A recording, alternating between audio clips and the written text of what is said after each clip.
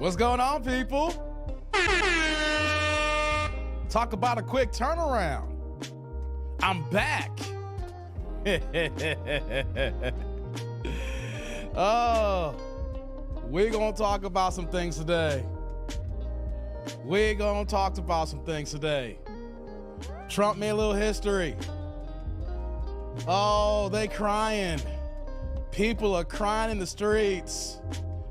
Boo hoo hoo. We're going to get into it, people. We're going to get it cooking, guys. We just got started here. Give me a second.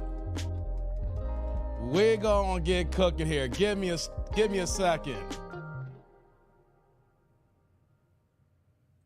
What's going on, people? It's that dude named Dave, and I'm back with TD&D Live. It is Wednesday. It is a day after the election. I almost did not want to cam up today because I got to keep it a buck and a bean with you guys. Your boy set a new personal record last night. I did a 7-hour live stream with no bathroom breaks, not even a break just to get up to adjust myself, anything like that. I plopped down in this chair at, I think I started like at 6 a.m.? 6 p.m. Central Time, and your boy didn't get done till after 1 a.m. You want to talk about marathon streaming? Who do you know in this YouTube streets that can go ahead, turn the camera on, you give me a subject or two, and I'm gonna cook for y'all for 7, 8, 9, 10 hours. I ain't need no bathroom breaks. Some of y'all ninjas went to bed, went to sleep, and came back and still saw me live streaming.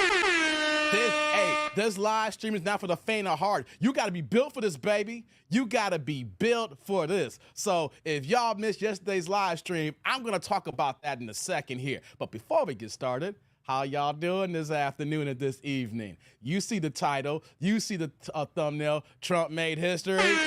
Roland Martin, the Democrats are crying over this Trump win. Oh, man, the world's coming to it, and the world is gloom and bloom. Yo, we going back to slavery. All right? Yo, we going to get locked up. Don't talk to us when you lose your jobs and you get laid off, okay? Oh, hold on. What other talking points are you hearing? Oh, man, you just don't know. You don't care about democracy. Oh, and I got a good one for you guys. I woke up this morning, and I'm not even lying to you. I have a classmate from a high school classmate. So, of course, over 25 years ago. I ain't going to tell you his demographics. I'm just going to tell you that he's a brother. He lives on the West Coast, and he got himself a white wife, and he called me a sellout. Oh, my God. Yo, hey, I woke up, and I felt a certain kind of way. I was like this. I was like, wait. Is that dude a sellout? I was like, oh my God, it's on, baby. I said, you got the goddamn audacity of your white wife living on the West Coast talking about I'm a sellout. Hey, man, hey, wait. I'm already feeling excited right now. I don't know how long I'm gonna go today because I did a 7-hour live stream last night, right? So let me get to the chat. Let me see what's cooking with me, and then we're going to get to the show here, baby. So let's get into it, guys. Likes up in the building. Super chat, super thanks, super stickers, as well as Cash App ticker you see down there. $ that dude named Dave. You know how you can support the channel. Independent black content creator here. Hey, I got to keep these lights on, baby. Comment going to cut me off if I don't pay the bill, baby. So go ahead and show your support and show your love, baby. Oh, and by the way, as you know, November's been kicking in here, and I've been back on my grind. It ain't been the same like the last several months where I've been hit or miss. Like last month, I think I did like 4 live streams, right? Now that we're back in November here now, I've kind of got my swagger back. You're seeing multiple contents being dropped every day. Multiple shorts, multiple reaction videos, and as you can see, we back into our live streaming bag here. So let's get to the chat, and let's see who's rocking with me and we'll get this party started here. Let's go to the top here. Shout out to my man, Pooh Man, talking about cry me a river, cry me a river. Cry me a river, cry me, cry me, cry me a river, cry me, cry me. Okay, yeah, shout out to Pooh Man. Welcome, brother. MOP in the building says he must be a muffed tether. He definitely looks like one. Well, that's Roland Martin. You know, I mean, he's not a tether. He's just he's a zesty Democratic shill. You know who Roland Martin is, MOP. Come on now. Sheila says, I can safely say I voted red. Gotcha, Sheila. Grits and Bacon in the building says Buck Dancing Coons mad as F. LOL. Yeah, man, it's going down, man. It's going down. Let's see here. What's going on, General? Saying the odds beat you, roly-poly Martin. It's way more hard work working regular people than pandering, bitching, trying to tell grown folks what to do like you. Oh, y'all gonna wild out what I'm gonna show y'all tonight, guys. Y'all gonna wild out. And see what I did here too, guys? I dropped the link if you guys wanna cam up, because I gotta have a conversation about a guy I talked to yesterday who came onto my channel here, who was a Democrat, who was a Kamala Harris supporter, and guys, it was not pretty. All right, it was a respectful conversation, but it was not pretty. I'm gonna talk about that in a little bit, man, if y'all missed that last night. Shout out to my man, Philip. What's going on, brother Philip? It's been a second, man. Unless you've been ninja watching, man. Glad to see you, brother. Hope all is well. What's going on, Jay Dizzle in the building? It's going to be an interesting convo. Yeah, man. You know, we're going to get this cooking, get this rocking here. Hey, what's going on, Mo? Hey, what's popping with you, girl? Good to see you. We got Jurgen in the building. What's popping, man? Yeah, Pool Man talking about what up, good people. That's what's up. Thank you, Pool Man, dropping that cash up like I got the ticker there. $, that dude named Dave. Support the channel. That's what you got to do there. Here's how this works here monetary-wise, right? If you drop the Cash App, I get 100% of those proceeds, right? The difference is I can't put your comment on the screen. I'll give you the whole announcement. I'll showcase and do my get down, but it don't stay on the screen here. If you do the super chat, super thanks, super stickers, your boy gets 70% of that, and I get to put your comment on the screen because YouTube gets the other 30%. Either way, support the channel, and I take it like I can get it here because, hey, man, hey, they're basically telling me since Trump's in office, I'm going to get laid off and I'm going to lose all my money. All right, so help your boy out, baby. Help your boy out here. So let's see here. I'm scrolling down here. Thank you, Pool Man. Be a part of the members. Yeah, we got memberships too as well. I got one of the cheaper members in the game. So you know, go ahead and subscribe to that and get your badge going. What's going on? Thomas in the building. Good to see you, brother. Good to see you. Let's see here. He said every world leader is scared now. Oh, they shook, Thomas. They are shook ones like Mobb Deep, all right? They are shook ones, okay? Yeah, Red Sweet. Hey, shout out here. We got the first holla of the day. My man, Mr. Walker in the building. What's cooking, brother?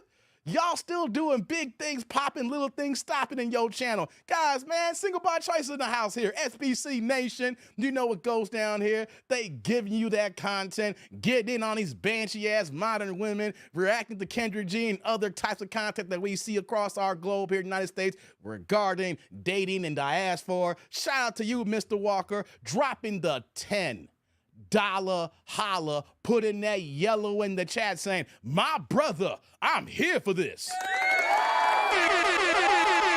My man, Mr. Walker in the building. Hey, brother Walker. Salute. Thank you for the holla. I appreciate you, man. Thank you. And right back at you with that American 10 spot there, man.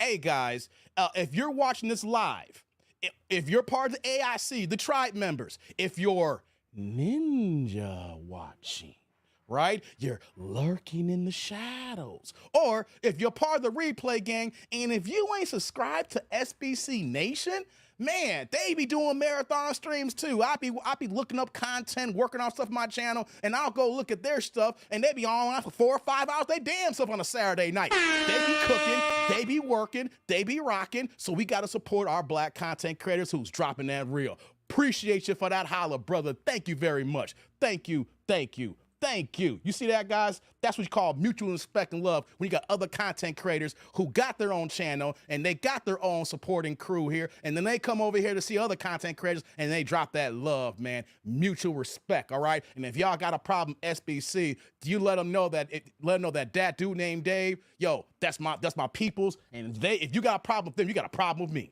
That's what's going on, brother. Appreciate you, man. Let me see here. Whoops, let me go back down here. Let's see. What's going on, Pinball? We got Pinball in the building. Good to see you, man. Yeah, just like Van Jones. Oh, Van Jones was crying his ass off last night, wasn't he?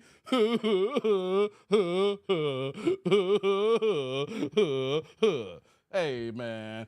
Hey, I thought Van Jones was so happy when Trump was in office for the first time, man. He was crying about Trump, and then he's crying against Trump. Hey, come on, man. Stop playing with me, baby. All right, let's do that over here. All right, let's scroll down the chat here. We're about to get cooking here in a second. I'm feeling it, baby.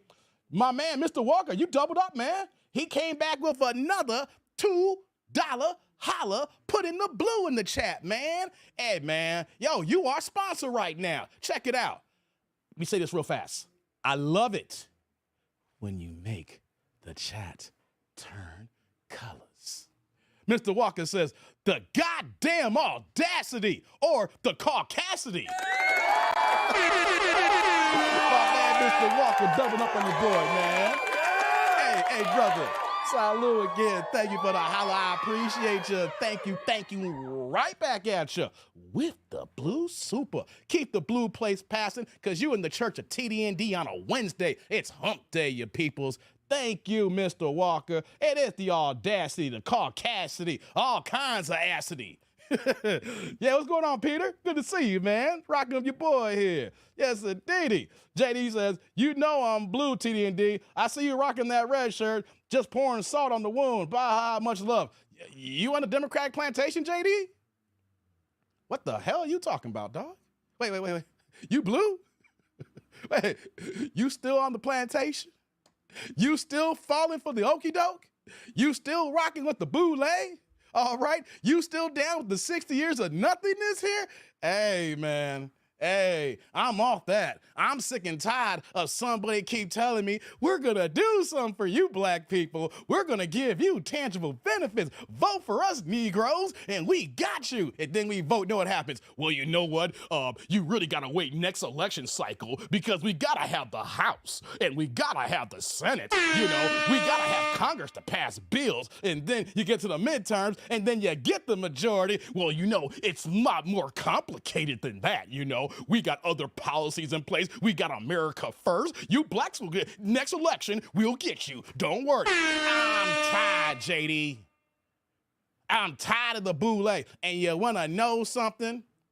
This loss here is not because the Republicans did the dizzle.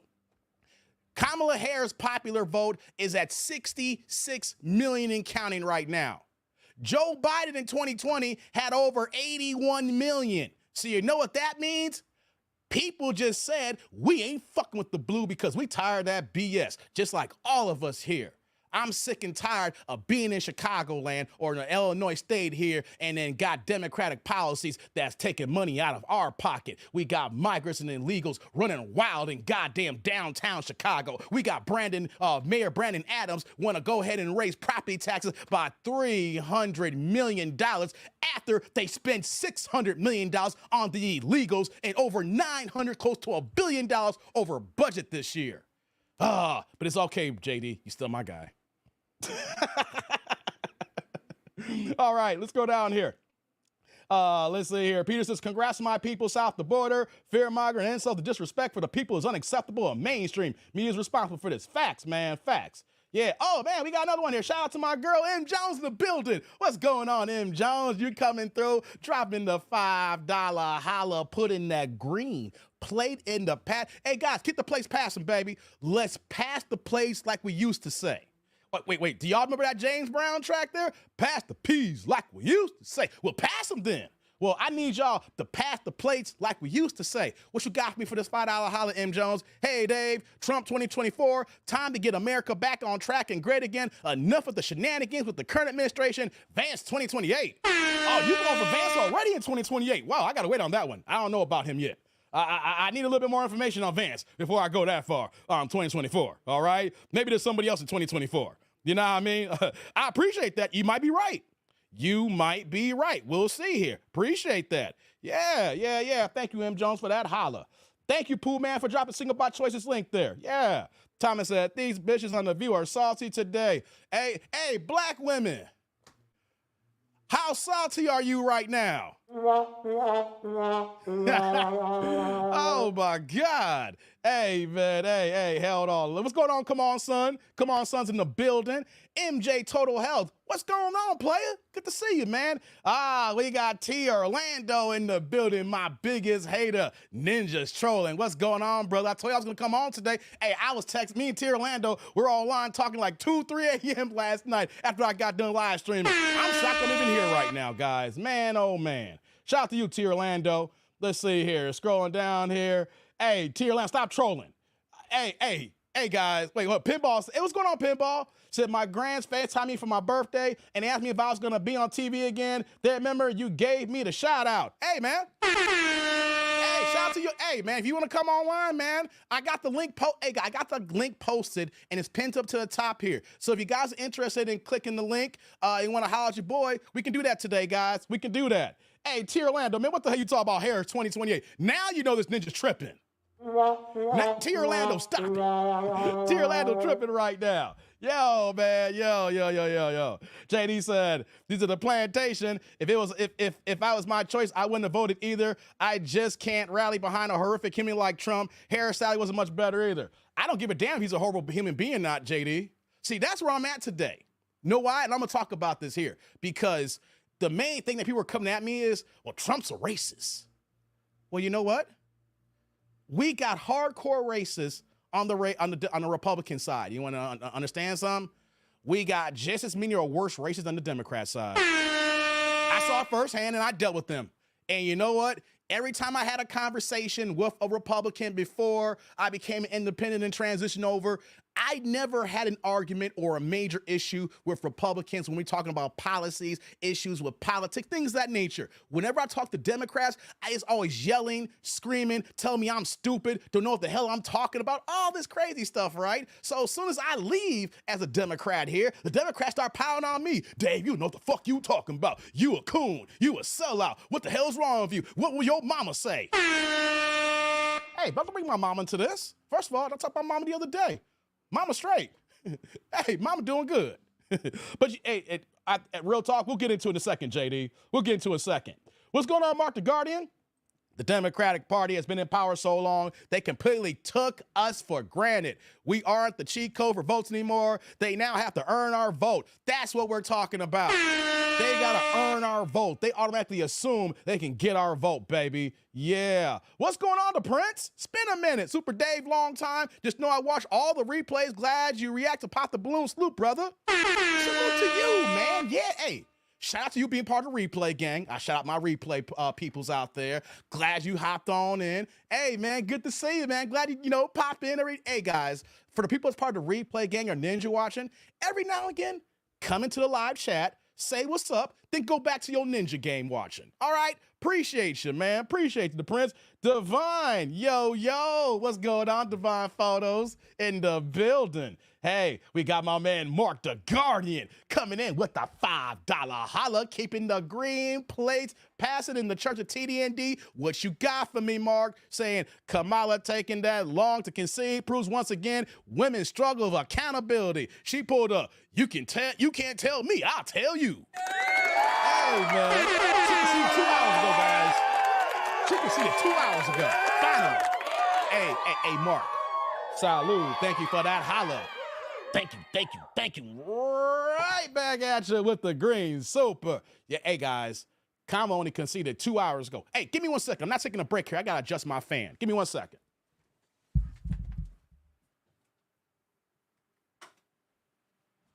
There we go. All right.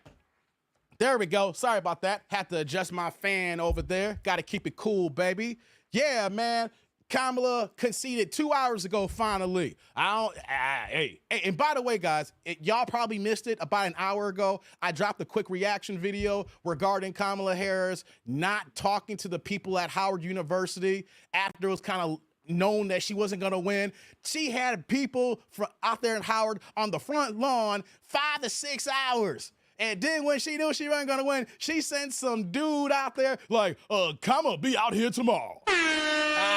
They were salty as hell. We've been outside in the cold for 6 hours and she can't even say hi. Yeah, that's y'all leader. That's y'all leader. Shout out to you, Mark. Thank you very much for that holla, man. What's going on, Derek? Dave Money World. What's going on with you, brother? Yeah. Hold on. We got Lion of Judah in the bit. What's going on, Lion? I ain't seen you in a minute, man. Hope all is well your way. Dropping the $4.99 $5 holla. We don't give a damn about that penny. We give you the upgrade, like Beyonce with Kanye here. The 5 dropping the green in the chat saying Kamala Harris had 3.5 years to learn how to become presidential and get her own policies, and she blew it. Man, y'all let me really know. Y'all really let me Nina. Hey, Lion. Hey, brother Lion. Salud. Thank you for the holla. I appreciate you, man. Thank you. Right back at you with the super. Man, we gonna talk a little bit about it here, man. I want to hear what y'all think. We gonna get this conversation going, guys, because I really want to know what y'all think, because I know you're here to hear what I think here, man. Let's keep it going here as we get down to the bottom of the track here. Let's see here. Let me go ahead and take that off. Man, y'all supporting the kid heavy today, man. I love it, man. I love it. Jay says, totally agree, Mark. Y'all talking to chat. That's what's up here. Grits and Bacon says, zesty ass Roland. Very zesty. Yes. Mark says, voting for Trump was a business decision for most. We don't have to like people as long as it helps the bag. That's the point, Mark. It was a business decision. People are putting their politics and their feelings one in one here. And you want to know something? I'm not putting feelings above business and facts. All right? You want feelings? Go talk to your girl. All right? Or if you a girl, go talk to your man if you want feelings. If we talking about the presidency, we're talking about politics. Hey, man, let's put the business on the goddizzle table. I appreciate that, Mark. Hey, man, right behind you, man, we got Derek in the building with the $4.99 $5 holla as well. Keep the green plates passing, yo. We about to cook in a second, y'all. He said, Dave, yo, mama black. I know my mama black. My mama high yellow, but she black. Hey, Derek, salute. Thank you for the holla. I appreciate you, man. Thank you. Right back at you with the green super, man. Hey, my mama black. My daddy black. Oh, they don't care about my daddy. Who cares about the black daddies in the homes? Oh, no, hold on. My mama black. My grandmother black on both sides, right? I got a black grandmother on both sides. I got a black great-grandmother on both sides. I got a black great-great-grandmother on both sides. And matter of fact, my great-great-grandmother, she was in slavery. So, Dave, you want to go back to slavery like your great-great-grandma? Y'all boule need to stop it. Y'all need to stop. Thank you, Derek. We in the building, baby. We heavy. We getting this cooking here. Let's see here. Jadarian says, my wife woke up crying of joy. Shout out to you, man. Right behind you, Derek, we have my man Divine Photos in the building with the $4.99 $5 holla. Y'all showing the love for the kid today. So you know what that means before I holla, notch you at Holla Divine? I got to give y'all asses a good-ass show, right? The back of my mind, I was saying, I don't know how I'm going to be online today. If y'all showing this kind of love here, I got to kick ass today. I got to give y'all this work. I got to give y'all a good stream. If y'all going to keep blessing your boy like this, I got to be like, okay, guys, I'm on my A game today now. We on the A game. He's saying, you see, Kendra made a post on IG. She lost 2,000 followers over voting Kamala. I'm thinking to myself, Kendra, you don't have to tell people who you rock with. I can see that, Divine. Oh, yeah. That's wild, man. Hey, Brother Divine. Salud. Thank you for the holla. I appreciate you, man. Thank you. Right back at you for that Kendra holla, man. Hey, Kendra, you being a black woman, talking about who you vote for, that's not a recipe for success, okay? Well, sucks to be you. Yeah, hey, appreciate you, Divine. You know what I'm saying? We'll see how much time we got today if I want to react to Kendra later. We'll see how we do with this conversation, man, because we got to talk about the boule. We got to talk about the boule, man. Yes, indeedy here, man. Let's see here. Let me do that. Let me scroll down. Hey, shout out back, right behind you, Divine. Appreciate the holla. We got my man, Mark the Guardian, back in the building with the $2 holla. Keep the plates passing. I want to get all the supers out the way so we get the conversation started, because I don't want y'all to wait, because since y'all dropping this dough, you want to be acknowledged. And I'm not these type of content creators that take y'all money and don't say ish. You know who I'm talking about, the people who get super chats and don't even acknowledge y'all people here. I don't got to say people's names because you know who they are. Shout out to my man Mark saying, Kamala's crying in the car. That's why she hid. Oh, snap. Mark wildin'. Mark, you wildin', dog. Hey, man, salute. Thank you for that holla. Thank you. Right back at you with the super. We in heavy tonight, guys. We about to get this started. We're getting it started here. We about to get cooking here. Let's see if I scroll down here. This says, Jadarian says, my wife was crying when Kamala lost, and she side-eyed me because she knows I voted for Trump. Damn, that's wild, brother. Thomas says Steve, DL, Ricky, CZG, and Roland are butt hurt. Yeah, especially Charlemagne the God. Lord have mercy. Let's see now. Pinball says YouTube scandal, 7 hours. Yeah, Pinball, 7 hours last night. Non-stop. No bathroom break. Not even like I just did the stand up to go and adjust my fan. When I sat down here, I did not get up till 1 a.m. Central Time yesterday, man. We were rocking and rolling, rock. Yes, indeedy, man. Let's scroll down here. Mim Jones says, vote. Oh, hold on. You're saying here, voting for Vance in 2028 is a stretch. I like him, but haven't got enough info yet. Hoping whatever damn admin comes in after Trump is aligning with keeping America great for Americans. I feel you, M. Jones. I feel you. I appreciate that sentiment. I'm there with you on that one. Yeah, Tier Orlando says, where's Cardi, J-Lo, Beyonce, Tyler Perry, and the rest? They crying in the car right now, Tier Orlando. They crying in the car right now. Mark says, that was all 2,000 men who follow her. It wasn't the Pookies and Ray Rays. I'll tell you that much. It wasn't the Dusty Darrell class. It wasn't the Dusty Darrell class, y'all. Hey, right behind that, we got my man Upper Man in the building with the $4.99 $5 holla, keeping the green plates going. Y'all showing your boy some love, saying was watching her concede while watching Tong. F that bitch in the background. About to order my Punisher Trump shirt. Hashtag time to reinvest. My man Upper Man was building. Upper Man going heavy on the board here. Hey, brother Upper, salute. Thank you for the holla. I appreciate you. Thank you. And right back at you with that green super. Hey, brother Upper, man, I know that accident was like a month and a half ago.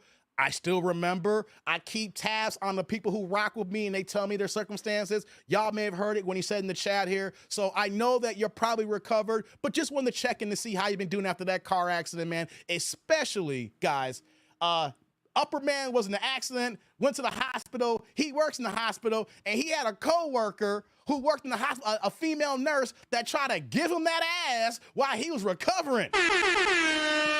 She ended up getting fired because she was doing OnlyFans on the job.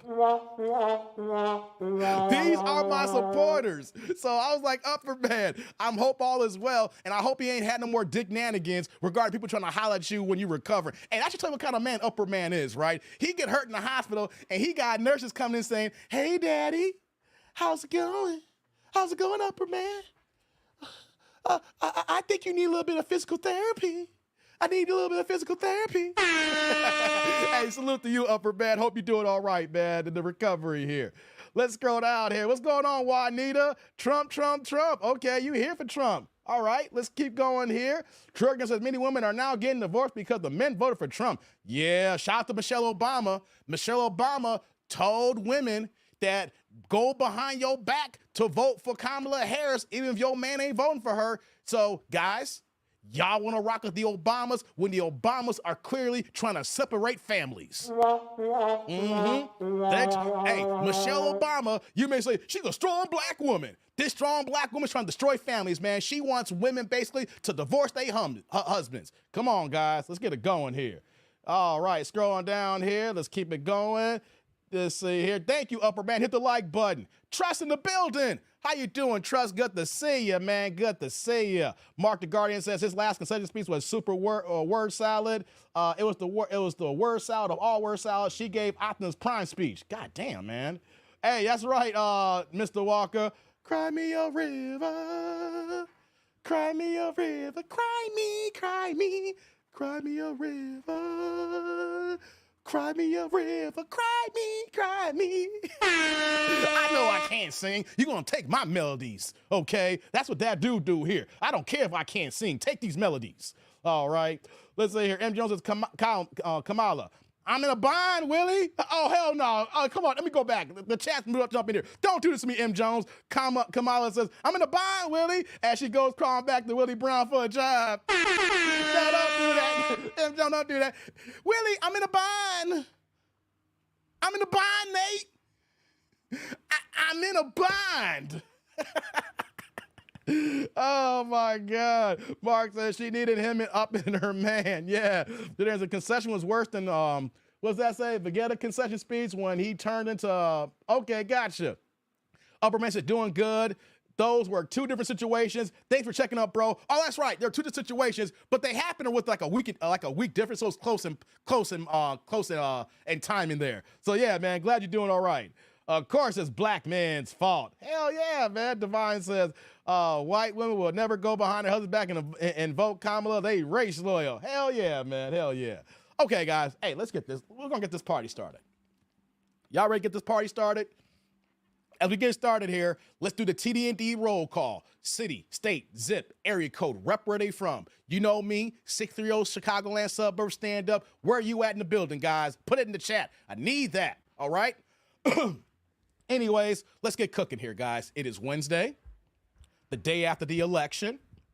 We are here talking about the 47th president of the United States, and that is Donnie J. Trump. Hey, man, not only is Donald Trump now the president, he won the popular vote. They gained seats in the Senate, so now the GOP has the Senate. They did not lose the House, so it is completely red. They own Congress. They own all three houses. So when January comes, we're going to see how this administration works as far as policies being put in place here, how they're going to change what the previous administration is going to do. We're going to see complete difference than what we got going on from these last 3.5, 4 years. Will it be for the better? Will it be for the worse? I don't know. But we going to find out here, guys. We going to find out. Let's see here. Peter, 514, Montreal. Represent, Peter. Jay Williams, East Side of South Central, man. What's going on? Eddie Blackman, what's going on, man? It's been a while. Welcome back. Good to see you, man. Jurgen, 415XX, Germany. We worldwide, baby. Jay, Memphis, stand up. 901 in the building. Pooh Man said 65% of white women voted for Trump. Yes, indeedy. My man Devon in the New York boroughs there, NYC 718. Holla at your boy. Good to see you, man. What's going on, Charles? London's in the building. London is in the building, in the house. And as we going on here, shout out to my man Mark the Guardian's back again with the blue. Holla, $2 a keep passing. We making these plates move here, saying she was bad. The Amish rolled up and vote for Trump. God, the Amish? Oh, they some good ass vote, don't they? Hey, man. Salud. Thank you for the holla. I appreciate you. Thank you. Right back at you with the super. Hey, Mark, the Amish got some good ass butter. Hey, you can say what you want to say about the Amish community, right? They got some good ass butter and they got some good ass cheese. I mean, I feel like when I tasted their cheese in downtown Chicago, the Amish will come every now and then. They'll set up shop, and they'll sell their products. They'll sell the salamis and the cheeses and the butters and the pastries and the little delights and whatnot. And I learned this like about 10, 12 years ago, and I bought a few things, and I was like Arsenio Hall in the Dave Chappelle skit. I was like, how come you didn't tell me how good the Amish cheese was? Damn, that's some good ass cheese. And I was like, yo, how come you didn't tell me how good the cheese was? Hey, why you holding out? How come you didn't tell me how good the cheese was? Shout out to you, Mark. Appreciate you, man. Appreciate you. Yeah. And he's the first Republican to win the popular vote in 20 years. That's right, since George Bush, baby. Since George Bush, man. Let me see here who we got also. Derek, Oak Harbor, 360 in the building. What's going on, Derek? Let's keep it going here. Pooh Man is in the East Side. Detroit in the building. Midwest stand up. Yeah, Thomas, Dorchester, Mass 617 in the building, man. And as we keep it moving, shout out to my man MOP. Keeping the place passing with the $2 holla, dropping that blue, saying Moist had a lot of women to tend to after this loss. Hey, Moist might get down. Moist might get down, MOP. Hey, man. Salud. Thank you for the holla. I appreciate you. Thank you. Right back at you with the super. We cooking today, man. We cooking. We about to get into it here. Let's see here. Let me keep scrolling down. Thomas, the immigrants are running scared. We're going to talk about that. T. Orlando says, Amish got good yams too. I don't know, man. I haven't seen them with their outfits off. And the ones I have seen, T. Orlando, there used to be a show called like Breaking Amish, like a reality show and everything. I never saw no Amish who got the yams, man. But hey, let me know. I would love to see, man, because I'm a guy and I still got eyes. I want to see the yams. I want to see the yams. You know, Upper Man in Bloomington, Cali, 909 in the building. Good to see you, man. What's going on, Melanin A1? Good to see you. Saying, hey, y'all. Hey, y'all to you, too. Representing here. Thank you for coming through. The illegals are running scared. What else we got here? Amish cheese be next level. They sing to their cows or something. Hey, man, I don't know what it is. They be whispering sweet nothings in those cows' ears. Be like, yeah, we don't use no electricity. We don't care about the outside world. God told us to be separate from the world. That's right, cow. Moo. Let me massage you to get this milk going so we can get this cheese. Yeah, you don't got to worry about them dirty Americans who be milking you in them farms. We Amishes are different here. Moo. That's right. We're going to get this Amish cheese right. We're going to let the worldly people know about this Amish cheese. Moo. Hey, let me stop, man. I'm wilding right now. I'm wilding right now. I live in PA, and yes, Amish food bangs. See, hey, yo, y'all know if you tasted it, man, they got a little something here, man. Hey, MOP in Wilmington 302 represent, man. Said the Amish fried chicken and pies and a fire. Hey, see how this went left here? I'm joking around about the Amish, and everybody's like, yeah, Dave, the Amish is kind of fire right now. Hey, man, shout out to y'all being on the Amish tip here.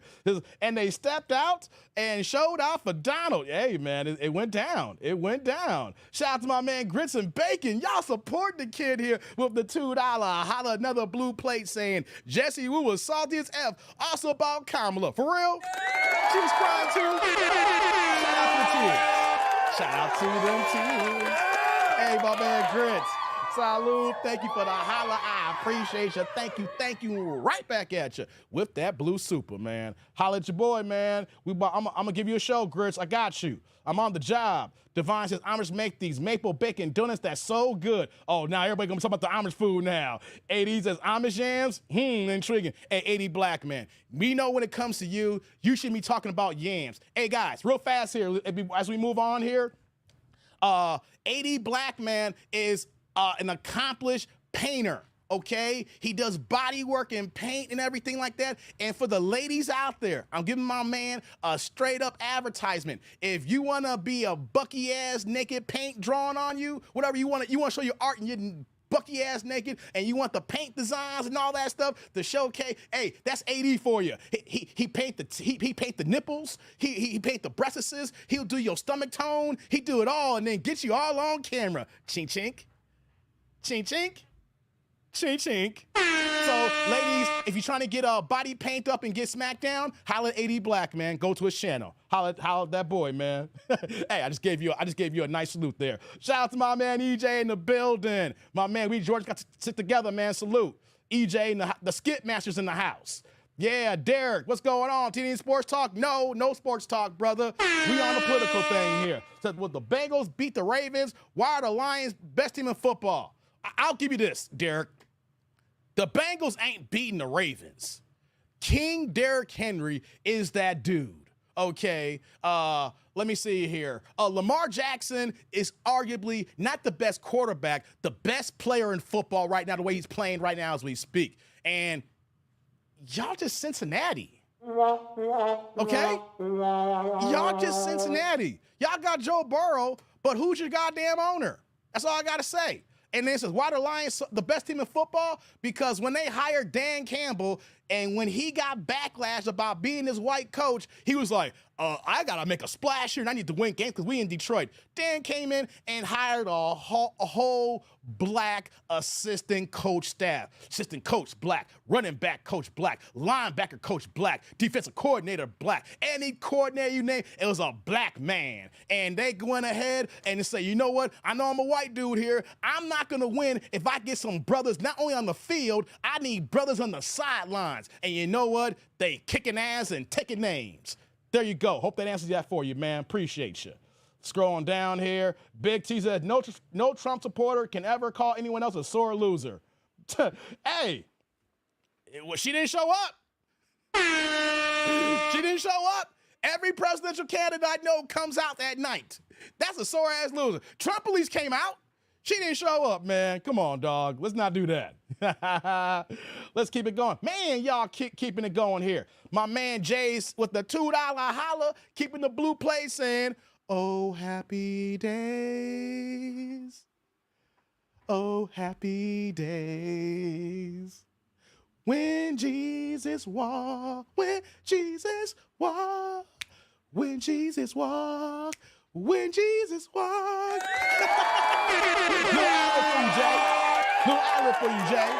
My man Jay in the building, man. Hey, brother. Salud. Thank you for the holla. I appreciate you. Thank you. Right back at you with the super. Hey, man, appreciate you, Jay. Get back to the chat here. AD says, black man, always professional. 80 black men with the painting, ladies, don't worry. When he's getting on those nipples, extra professional. He got a nice little touch too.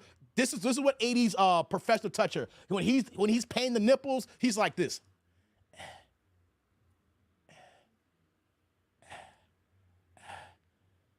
Hey, let me stop. I'm sorry, 80. Let me stop. I'm sorry, man. Hold on. Check this out, guys. You don't know your history. It was the Republicans that freed the slaves. Know your history. Okay, I need you to do yourself a solid. You don't know NO. We got a problem here, Tina, because grammar police here, because we're grown. It's not no NO like yes and no. It's no like KNOW. So you're going to say you don't know history, you don't know English and grammar. But appreciate you stopping by.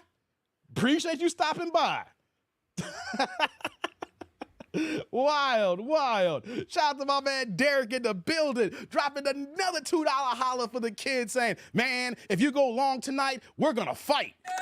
Pause, Negro. Long stroking pause.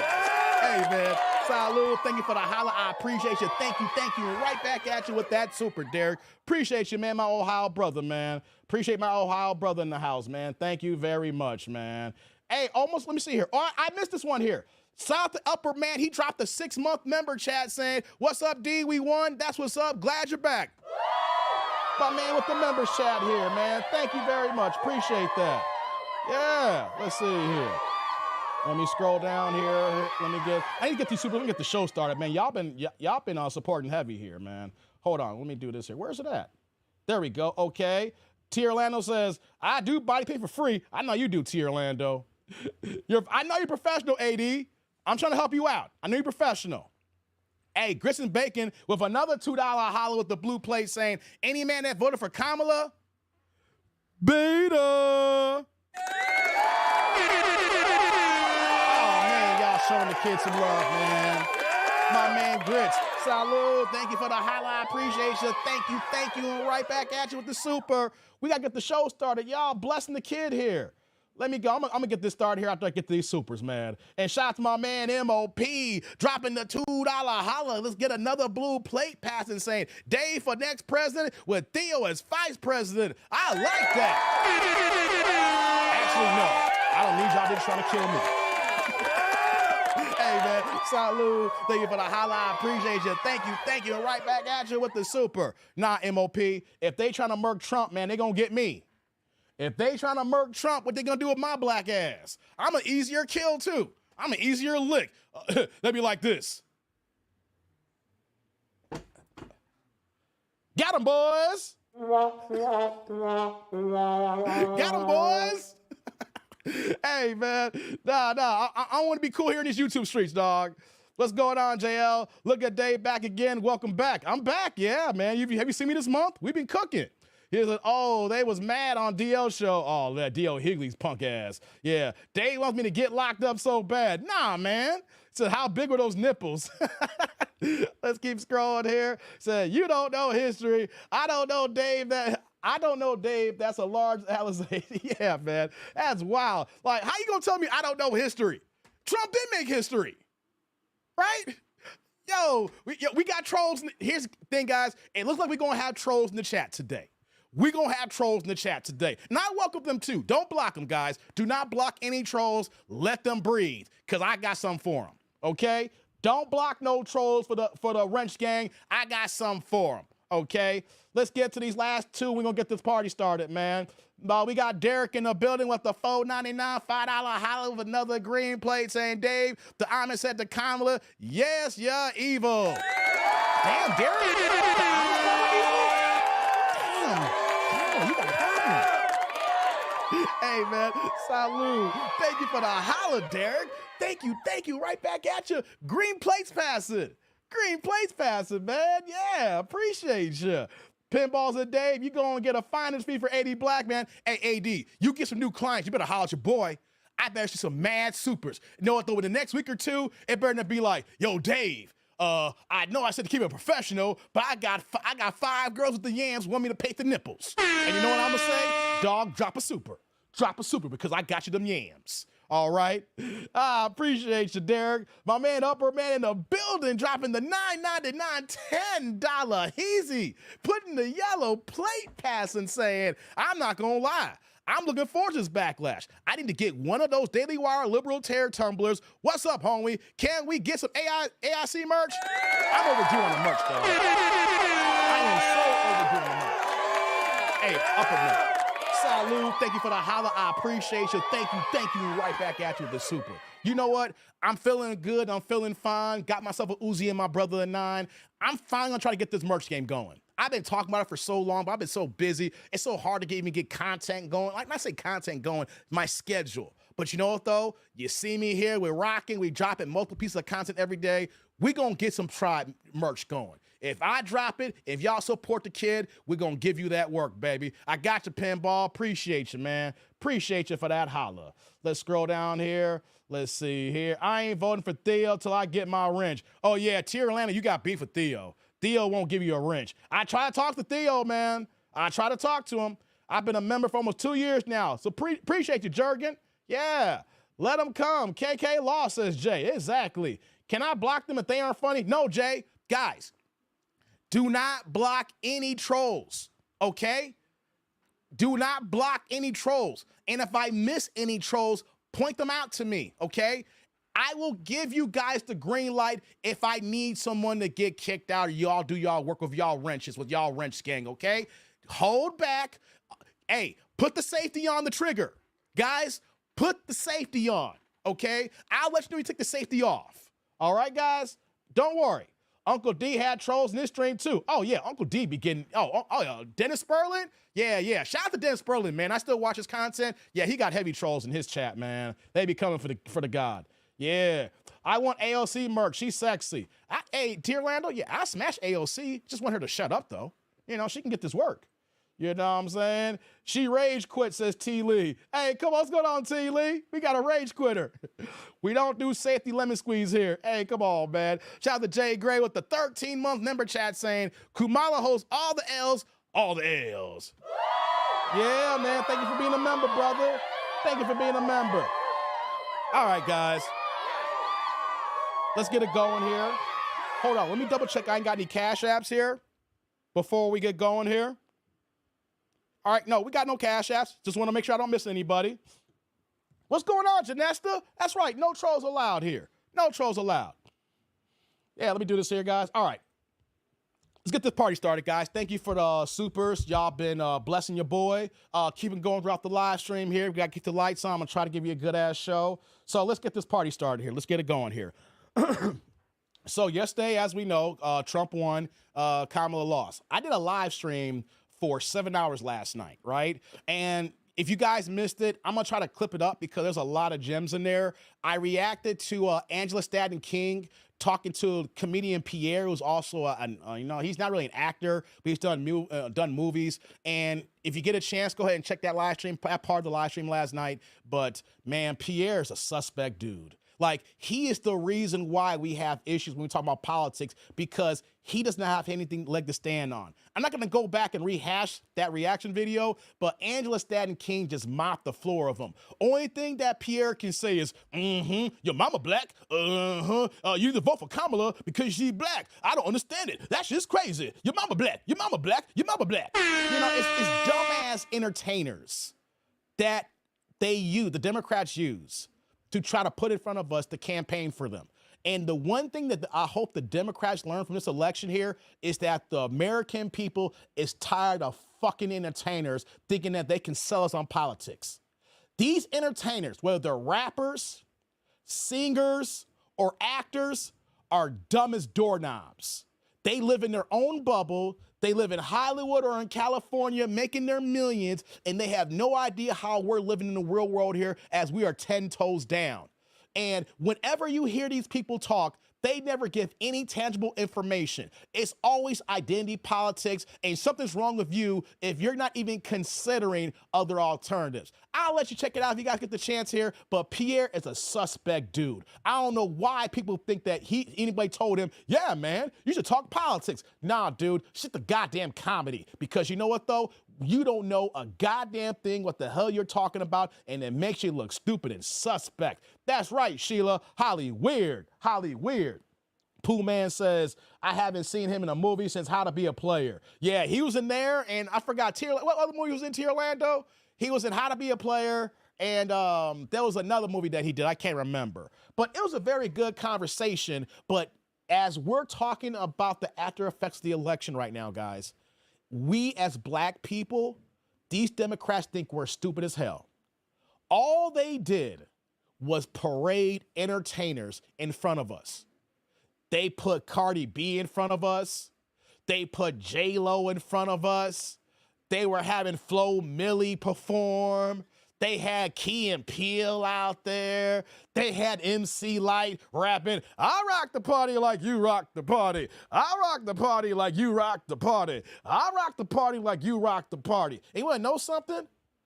I'm not watching politics for a goddamn party. I'm watching politics to see how my paycheck's gonna be impacted, to see how my taxes gonna be impacted. I'm not trying to see a goddamn concert. That's why y'all Democrats lose. That's why y'all crashing and burning. And here's the situation that we gotta talk about here, guys. People are saying, how could you say not vote for the Democrats? They gotta crash and burn. They need to understand and realize that for 60 years, they have taken us for granted. For 60 years, we have zero policies in place that benefits us. I'm not talking about a rising tide lifts all. That's that bullshit, all right? I don't want to hear about any policies for all Americans because that's just something that's put in place for the country in general. Every other group, marginalized or minority, has received tangible benefits or something to some form of nature, and when we ask for shit, what do they tell us? Oh, we need to do a study on it, or we'll get back to you next election. No, Democrats, you keep doing this here, and it really tipped the fan in California with the reparations bill. You guys had the opportunity to pass the reparations bill, and what did Gavin Newsom do, who's a Democratic governor in California for over a decade? Oh, we need to look into this here. We need to investigate more. I don't know if we can do this. And you want to know something? Y'all fucked up then, because we're seeing you cut the checks. And then when it comes to us, foundational black Americans, we as FBA here, we can't even get anything. We can't even get a crime bill on the table. Okay, then we got something for you. If you're not gonna do anything for us, we're not gonna keep you in office, and we're gonna let you guys crash and burn, and you got the next 4 goddamn years to figure it up and lick your goddamn wounds.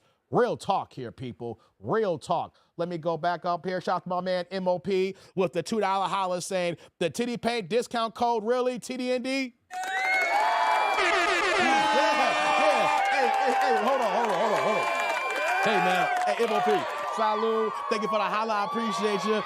Thank you. And right back at you with the super. Yeah, okay, 80 black men. If you have a website and if you're getting promotion codes for discounts, make sure the promotion code is TDND. Okay? Thank you, MOP. We need to make sure that the discount code is your boy's initials. Appreciate you, MOP. Jay Gray says, if MC Light don't shut that shit up. Yeah, I know, man. T. Lee said, they picked the wrong entertainers. Hell yeah, what's going on, Ali? Good to see you, man. What's going on, Clifton? He's saying, outside of taking black votes for granted, the 3 issues that killed Harris and Democrats were immigration, trans rights, and putting all their eggs on abortion rights. No pun intended. You're right, Clifton. You're right. These Democrats thought they knew what black issues were. And one thing I said last night was that if black men were above 20%, it was a wash. And what do we got there? They're saying that at 22% right now. But For all y'all feminists and black folks out there that want to blame the black man, y'all need to look at white women. Y'all actually thought that white women were going to vote against their man. Just because Michelle Obama told black women to vote against their husbands and baby daddies and their significant others' interests don't mean that white women going to do that. See, that's the problem with black women and white women. Y'all black women thought, yeah, we got to save the country. Democracy's at risk. And you saw the shit happen. You know what white women did? My husband, daddy comes first. My household comes first.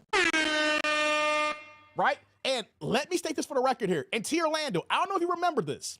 I was in the chat on Fanon's channel about a month ago, and we were talking about Kamala Harris, and we were talking about Trump and the voting situation here. And one of the things I spoke about in Fanon's chat about a month ago, I said, Fanon, it's going to be the same way like 2016. Everybody's talking about none of these black folks are voting for Trump or sitting out here. There's a whole bunch of folks who talked about it and got demonized, and they decided to shut the fuck up. And they're saying, hey, I'm not going to tell folks I'm voting for Trump. I'm just going to go to the ballot box and vote. Just like in 2016 when people were all nervous and scared, like, what the heck? Everybody thought Hillary had in the bag. Then out of left field, you saw this big swell of white women. And of course, we saw black men, of course, not till we saw recently, but they all voted for Trump. And I said that. I said, y'all are missing the point. So many black men and people in general who get demonized for voting for Trump ain't telling y'all they voting for Trump. They just telling y'all what you want to hear because they don't want to hear an argument. They don't want to have anybody curse them out. Like I got called a sellout this morning. A brother who I've known who married a white woman, and nothing wrong married a white woman, but you got some goddamn audacity to marry a white woman living in Oregon and call them brother sellouts, right? Because you may not be a sellout, but I can make the argument that your black ass is a sellout. And just because we don't have the same political alignments trying to call us sellouts, man, that's that bullshit, okay? That's that bull out here going on. Let me see here. The Democrats have to prove Trump wrong for 4 years, and Trump proves that he's right, and Demos took the L. Hell yeah, man. Hell yeah. Let me get this other super here. We're gonna keep it cooking here. My man Upperman, the $4.99, $5 holla, keeping the green plates passing, saying, don't forget that they paraded Eminem in front of us while sporting Just For Me and Dark and Lovely products. Shake my damn head. Hashtag clown logic. Yeah, they did. Yeah, they did, man. Just for me. Hey, man. Salud. Thank you for the holla. I appreciate you. Thank you. Right back at you with the super. Hell yeah, they did that, Upperman. They were out there putting Eminem out there, you know what I'm saying? You know, he was saying, lose yourself, doom, doom, doom, doom, doom. Like everybody, you seen Eminem, yeah, hip hop, Detroit, white rapper, right? And then as soon as you go to the commercial break, what do you see? Just for me, hey, y'all, just for me, JUSTFORME. Y'all know that commercial.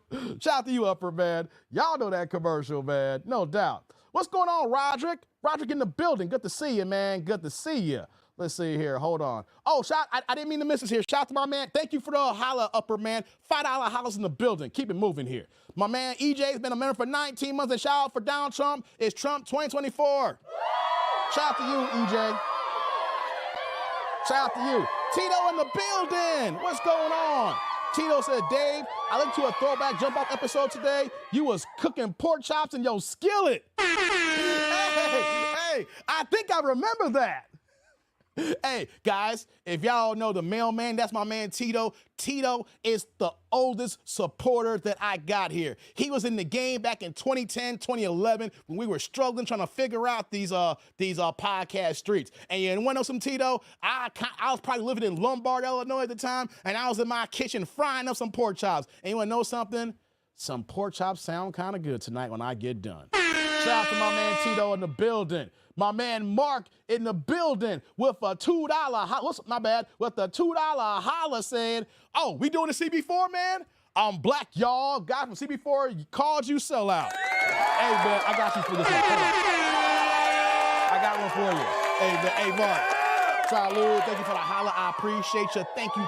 And right back at you with the super. Hey, let's do it right, Mark. Let's do it right.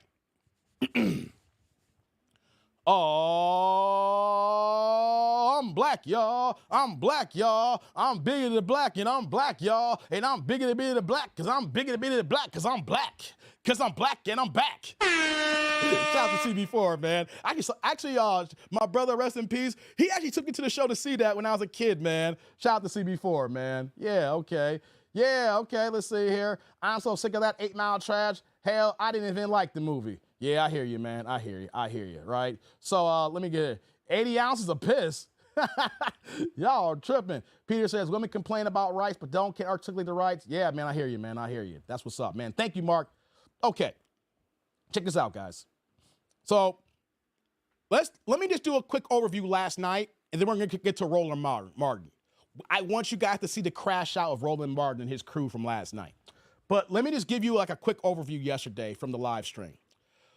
The reason why that we had a 7-hour live stream is because I had somebody come in my chat who actually lived in the suburbs of Chicago, and he put a comment that said, that's crazy that I'm paraphrasing right now, but he was like, that's crazy that you supporting Republicans. They don't like you, and he put that in all caps.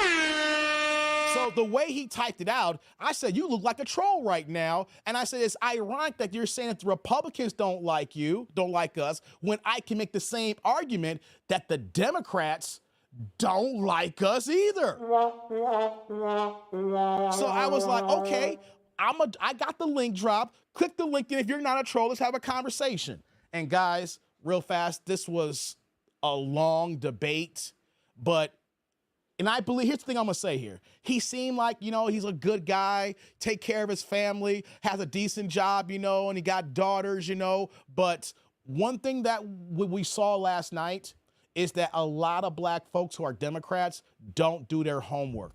They hear the talking points from MSNBC or CNN, or they see a couple of things on social media from their friends in their own little circle of prison that they're in, and then they throw out little catchphrases and don't even understand what's going on. Case in point in mind, I brought up so many examples because he's talking about the Republicans don't like us, but I gave the analogy. The Democrats is like a girlfriend or a wife that you've been in a long-term relationship or been married to for a long time. And after so many years, this girl just keeps cheating on you. She keeps disrespecting you. Or you can see her texting other guys or entertaining. Or she wears unflattering clothing that disrespects you, right? And then throughout the time of your relationship, you just keep saying, baby, can you just stop fucking me over? Can you stop cheating on me? You go to therapy to try to work it out, and she says she's gonna do better, and then she comes right around and keep doing the fuck shit, right? And the only reason why you don't leave is for the kids. The only reason why is because you don't see the kids in the broken home. And then after a while, then another woman shows up. She's not being disrespectful. She sees that you're attractive, and she's like, hey, how's it going and everything? I don't want to ruin your situation, but I think you're a good guy. And if you ever get out of your situation, give me a call. What you got to lose? She's already hurting you anyway and don't give a damn about you. That is the Democrats and the Republicans right now. The Democrats for 60 years, ever since the Civil Rights Bill, even when Lyndon Johnson, one of our most hardest racist presidents that we had, used the hard ER because he was forced to sign that Civil Rights Act there. But when it was signed, do y'all know this? If you don't, you can look it up. He said with the hard ER, we gonna get these niggers voting Democrat for the next 200 years. And you wanna know something? He was right, because the last 60, that's all we've been doing. And so one of my talking points was flipping the state red. But I said, it's Illinois. We're not going to flip the state red no time soon, because it's got to be a transition to change. The last time you saw flip red throughout the nation was Ronald Reagan when he was running, because Ronald Reagan flipped the whole damn country, all right? Ronald Reagan just flipped the whole goddamn country. And so he kept telling me, that's crazy to flip Illinois red or make the state red. I said, how is that crazy? And then he started bringing up, like, well, Republican states have the worst literacy rates. They have the worst income, woody, woody, woo. So then I started giving examples. I said, you know what, though? So many surrounding suburbs here in Chicagoland is Republican ruled by mayors, and they're being run and doing a damn bang-up job. My current town that I live in right now in the suburb of Chicago, not only is the mayor black, he's a black Republican. And on top of that, too, we got a relationship with him because his twin daughters and my daughter are best friends, and they always play together all the time. So I know about his policies, and he's a damn good man, and the city here is on the uptick here. And I kept explaining to him, we got this suburb here, these suburbs in the northwest, the southwest suburbs, all these Republican mayors who run the surrounding suburbs of Chicagoland. These cities are thriving. Housing is looking good. People loving their area. You got restaurants.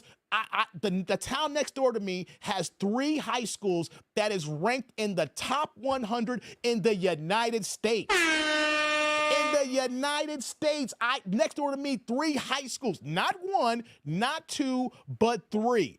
And then I explained to him, if we have suburbs that are being run by mayors who are Republican in mind and by party base, and that we do not see deficits in these towns. We're seeing them being run properly. We don't see potholes in the streets. We see the fire department responding in the proper time. We see the police respond in the proper time. Matter of fact, there's a police officer that sits at the corner by my house here, and I see him all the damn time, so I ain't even worried about people trying to rob folks, because that cop is sit there posted. We got police officers, we got fire departments, schools are doing halfway decent. So why can't we take the leadership of these mayors running these towns surrounding Chicagoland?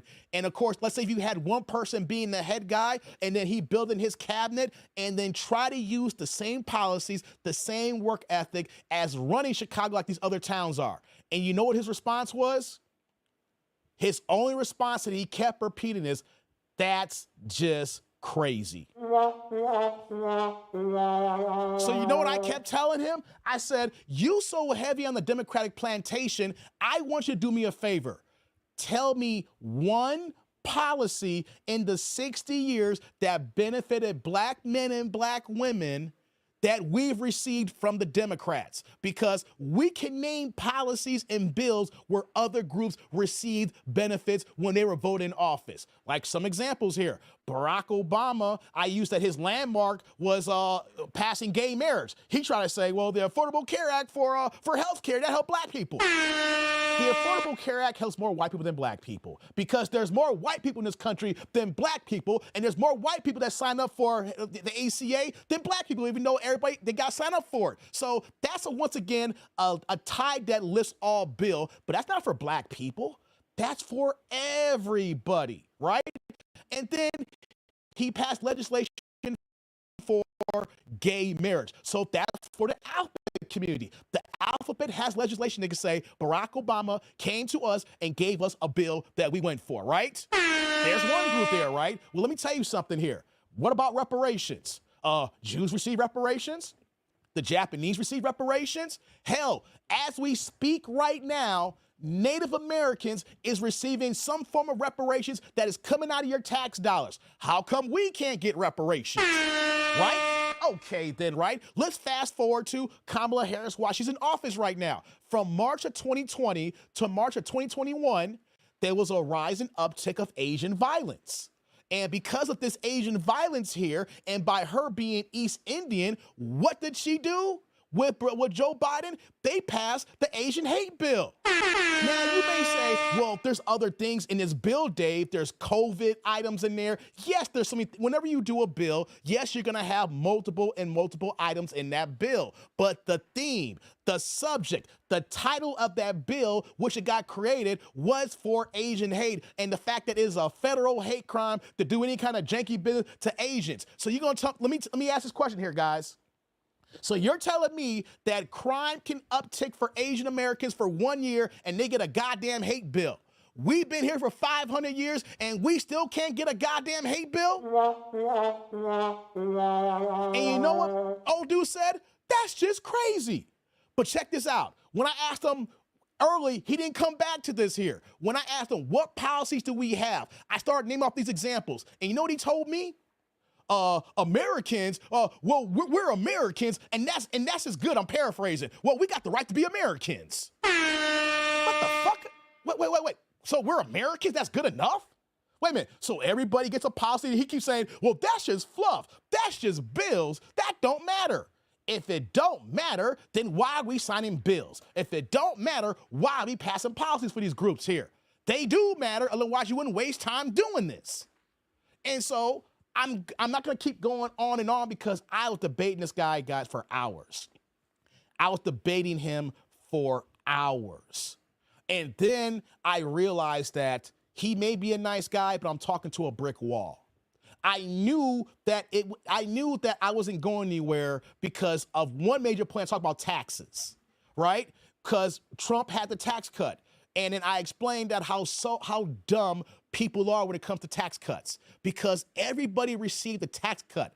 The problem is, just because you don't make enough money and then you got a small tax cut, you pissed off because the 1% got a bigger tax cut. Let's put this out here in perspective here. The top 1% covers 47% of the taxes in this country here. The 1% covers almost half of our taxes. So if you put in more money, that means that if there's going to be a tax cut or a tax break, you should get more money back. Here's an example here.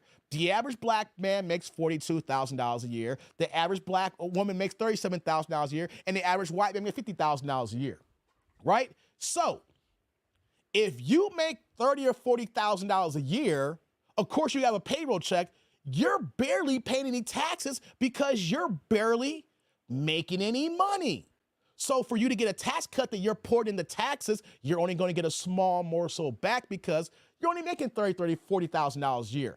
Let's compare that to a person who's making $75,000 a year. A man who makes $75,000 a year received a bigger tax break incentive than someone who made $30,000 a year during these tax breaks. The same thing happened if you made $100,000 a year. He got a little bit more than the person made $70,000. The person who's part of the top 5% who made $250,000 a year, of course he's going to get a bigger tax break because he put in more. We have so many people who just don't understand when it comes to tax breaks that if you put more into the system, you're going to get more back. And because of that here, that's the reason why you see people complain. They're like, I don't get it. That's just crazy. So I couldn't believe it. It was wild. I was talking to a brick wall. But the one thing I kept telling is that I kept giving him facts, information, and then details. And because of the type of person I am, I'll give you sources that say, hey, you know what? This is what we got to do. This is what I'm doing here. And this is what you need to do to combat this debate here. And then he would say, agree, disagree. And I said, wrong. All right? It's not an agree to disagree. And let me just put this out there as my last point as we get to Roland Martin here. If you're talking to somebody and you're going back and forth in the debate, if one person is explaining their point and then they go into details, then they start breaking down and give you examples and then start citing sources. And then you, on the other hand, you don't know any information. You've never studied it. You don't even have anything to come back. You got to actually go and do research. You cannot say agree to disagree. You know what's going to be? You got to just shut the fuck up and be like, you got it, big dog. I need to go ahead and do my homework. And then when I read about this, then we can come back and have a conversation. And then when I'm well-versed in this topic here, then you can say we can agree to disagree. But if I'm giving you information and you don't know this information, you can't agree to disagree because you don't know what you're agreeing or disagreeing with. So F-tax cuts for rich people, says T. Orlando. T. Orlando, you got a bigger tax cut than me. What you talking about? You down in Georgia getting that lawyer money. So I'm going to land my plane with that guy there. It's on the live stream last night. You guys can check it out. But that debate just showcased to me that no matter what information I was trying to say to him, he just did not want to accept it. And then when I gave him examples, it was just crazy. He had no true rebuttal. Oh, yeah, one last item that I want to add here. He asked me, is Trump a racist? I said, no, I actually think he's a bigot. He got mad. He said, you didn't answer the question. I said, yes, I did. I said, no, he's a bigot. But here's the thing, though, about English grammar and then the delivery. He did not ask me a yes or no question. I answered it and then gave explanation. So I said, no, but I do believe he's a bigot. And I ain't got a problem with a bigot because sometimes I'll be a bigot at times, right? But he couldn't accept that fact. You didn't answer the question. I did. Okay, let me stop here. Is Trump a racist? No, I don't think so. Now, let me explain. I think he's a bigot. This is the reason why I'll call that out. But you want to know something? I don't give a damn if you're a bigot or not. Can you do the goddamn job when you get the office, right? And so I was trying to explain that, and I can tell when a person asks you a question repeatedly, even after you answer the question, they're trying to slip you up because they don't like your answer, and then that's how they try to get you in a gotcha moment. And you're not gonna give me the gotcha moment. I kept saying no. But here's the kicker, guys, as I land this part here. You're so focused on Donald Trump being a racist when our current president is a goddamn racist. Yes, I said it. Joe Biden is a racist. You may say, Dave, what are you talking about here? Not only, because it's a repeated conversation that he's the author of the crime bill, we'll get in that second, but his lifelong friend and mentor, Robert Byrd, who passed away recently, who was also in Congress here, was a lifelong card-carrying member of the KKK. So if you're going to tell me that a person who claims that this man is his mentor, his best friend, card-carrying member of the KKK until he died, I guarantee you his KKK membership card was in his pocket when he was in the goddamn funeral home, right? So if that's your mentor, what do mentors do to their mentees? They school them. They give them game. They put them on the path that they are because they're trying to put them on the same path that where they're at. So if Joe Biden never denounced him, rocked with him, so that means that he had those same ideologies. How do we can prove that?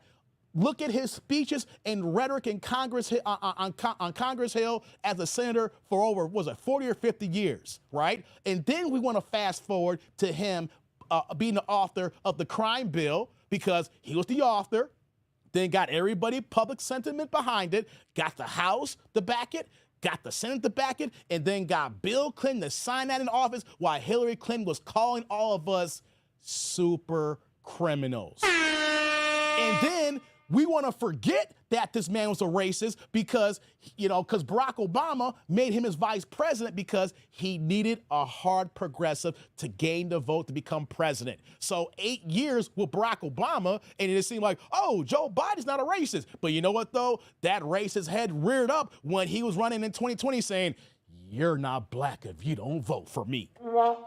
He just let us know again, Sleepy Joe. Oh, yeah, there's the racist Joe that we've been looking for here, right? So we cannot talk about Donald Trump being a racist when the current administration is racist right now. We can't go ahead and try to split hairs talking about this man's a racist over here when we know that the current person in office who y'all voted for thinks that we're niggers with a hard E-R.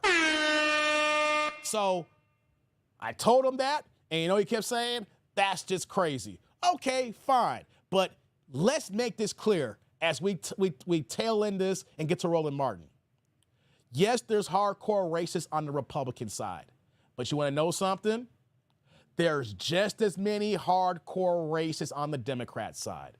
You got to remember the KKK was birthed under the Democratic Party. You think that all those racists just left the party? No. The genesis came from the KKK, and the heart of it is still there. Just because they're adding a coalition so they can gain votes don't mean that at the core values of it, these marks are still rocking the same way. The difference is they'll smile in our faces, but then when they turn their back, they'll say, ha, ha, ha, ha, the nigger. So yeah, man, I need y'all to check out that live stream last night when I was talking to him regarding the election. Let me get to these supers. Let's get to rolling here. My man, let's see here. We got Lion of Judah.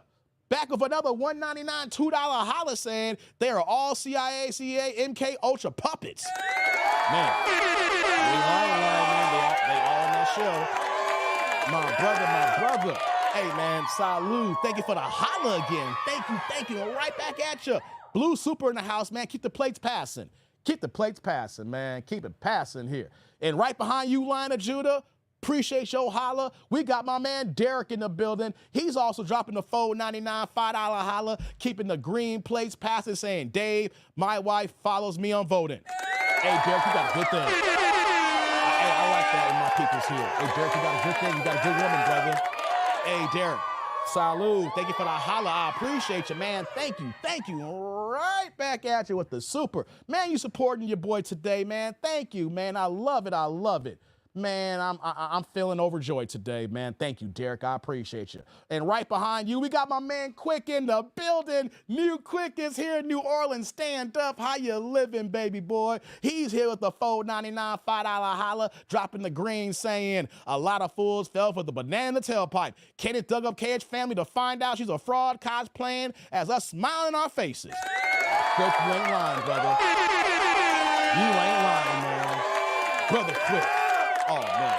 Salute.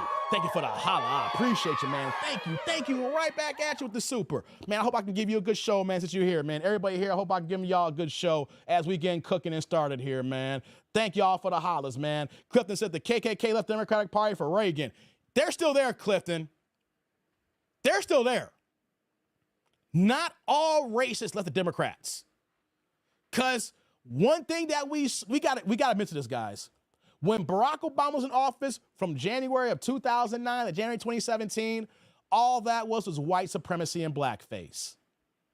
Once Barack Obama didn't do anything to the police when they were still shooting and gunning us down the streets, the white supremacists knew that it was going to be the same like any other president, and it was open season, and they kept doing what they're doing here. They all didn't leave Clifton. There's racists on both parties. And when we understand that the hardcore racists on both parties, then we can discern what is good for black people, what is good for FBA. Appreciate you, brother. Let's see here. Keith says, let Bill Clinton, who eulogized, tell Bob Byrd was a good old boy trying to get elected. They all rotten. Exactly, Keith. Exactly. They're good guys. It's the good old boys. They're all good guys, right? Yeah, man. Let me see what's going on. What's going on, A.O. Richardson? Good to see you, man. Good to see you. Y'all know that Obama birthday drama was started by Hillary's campaign. You know, hey, it is what it is, man. It is what it is. Come on, son. So, yeah, that's what happened last night. But check this out. That was my live stream. That was my party last night for this live stream. Let's get to the thumbnail now. Okay, most left for Reagan. No, Clifton, most did not leave. Because you want to know something? I've come across so many Democrats that are racist as fuck, dog. They didn't leave, all right? They stayed there, all right? You got to remember, I don't know how it is in Ohio, but here in Chicago, we know the racists when we see them, even though they smile in our face. They're just, you got to remember, Chicago is one of the most racist cities in America, where you got Jewtown, you got Chinatown, you got the hoods where you're going to go to in the south, the west side, even though they're gentrifying that ish. You go to the north side where it's yuppies at. You got Ukraine Village. You name any demographic that has a particular culture, they have their own towns in Chicago. So when it comes to that, the Democrats here in Illinois, brother, we see it first and center. You can say, well, most of them left for Reagan. Nah, bring your butt over here to Illinois, my friend, and then you'd be like, okay, I got a little picture here. They didn't leave. They just cosplaying. They didn't leave. They all didn't leave. Some of them are cosplaying, brother. Some of them are cosplaying. My man Derek in the building is back with a $2 holla, putting the blue in the chat, saying, stop ducking me, Dave. Want my belt. What, you want Lucille? Nah, you ain't ready for the box of God, man. Hey, Derek. Salute. Thank you for the holla. I appreciate you. Thank you. Right back at you with the super. Hey, guys. Derek wants a box of God here, right? He wants a shot at Lucille. And Derek, you got to get your weight up, man. You still need to get your weight with Big Man 7917. Shout out to Big Man who just came back to us here, man. Big Mac is a big man. I hope you out there ninja watching. You need a rematch with Big Man, Derek. Before you come at me, go ask Big Man for a rematch. But I appreciate you, brother. You know you're my guy, Derek. Got nothing but love for you, man. Right, Jay's like, Derek, stupid. You know, we got love for Derek in these parts here, man. Derek, my guy. Man, and my man Grits and Bacon with the $5 holla with the green plate saying, that dude you were talking to last night was an example of a nickel dumb. Man. That was wild last night. Wasn't it grits and bacon? That was so wild, man. Hey, brother. Salud. Thank you for the holla. I appreciate you. Thank you, thank you, thank you. And right back at you with the super. I would not state that long of him, but I had to prove a point, guys, that when somebody knows that they don't have the answer, they're outmatched, and then he's still digging himself in the hole. So I just kept going, guys. I just kept going. I just kept going and going and going because I'm like, yo, I need these reps. I need these hours here, man. And sometimes, guys, if you don't know something, it's good to fall back and say, hey, man, let me get back to you on that, Playboy. Because the more he kept going, the more I showcased that he was just talking, just be talking, and didn't have anything to back it up, man. You know what I'm saying? Appreciate you. So Chicago sound like the Democrats in the Northeast, like Boston and New York. You know what, Clifton? You're right. It is. Because I'm in New York. Yes. New York and Chicago is very similar. I can't comment on Boston because I haven't been to Boston like in 15 years, right? But yes, you are right, Clifton. New York and the politics in New York is very similar to the politics here in Chicago, man. Yeah. So I'm not going to hold you on that. You got a point there, man. No doubt. Okay, guys, let's get to the other part of my show here right now. What we're going to react to is Roland Martin from last night, right? Roland Martin on his Black Star Network had a panel of people, and they were just like me, like a lot of live streamers and YouTubers out here in these streets here. I think he was live streaming for about a good like 7 or 8 hours. They had a whole panel of people, right? The reason why I want to play this video, because I want you guys to hear this panel. Now, I know that you guys have heard the rhetoric that you guys have heard. We've talked about these live streams. We joked around about it. They're basically giving us the doomsday scenario. Dave's the Energizer Bunny. Hey, man. Hey, man. Hey, one thing about me, when I get cooking, EJ, hey, man, we on and popping. Hey, these live streams ain't for the faint of heart, man. You got to be built for this, man. You got to be built for these live streams. But Roland Martin and I skimmed it. And the funny thing is, I told T. Orlando last night, I sent him the link. I was like, T. Orlando, I'm going to cook on this tomorrow, brother. This is too funny here. So I started skimming it last night. I was up to 2 a.m., 3 a.m. after I got done my live stream. And I was skimming. And so throughout the whole watch party, you saw how Roland Martin and his team, they were optimistic in the beginning. They were happy. They were like, it's early, guys. You know, we got the early vote. You know, Kamala's going to win. We got to back up and support her and things of that nature. And then as we got more into the night when I was skimming through, it was like, well, the party's not over yet. There's still time. And then as more time start going on, you can see the glum and drum start coming through. And it was like, you just saw the balloon was just deflating slowly, until the point where that when Trump was at 266, even though it wasn't official, we knew it was over. We knew it was a wrap for him, right? So for Kamala. So what I want to do is, there's no way that I would do a reaction to an 8-hour watch party. What we're going to react to is within the last hour, once they knew that Trump was going to win and Kamala Harris was going to lose. So we're going to cue this up right now. I'm starting at a point where Roland had just finished talking, and there's an older black woman who they're just start talking all kinds of crazy things here. I call it crazy because it's like they're not being rational. These blacks want to think that we're going to have the end of the world, even though this man was just in office not that long ago, and they're literally acting like this man was never in office, and these things are going to go ahead and bring down the country.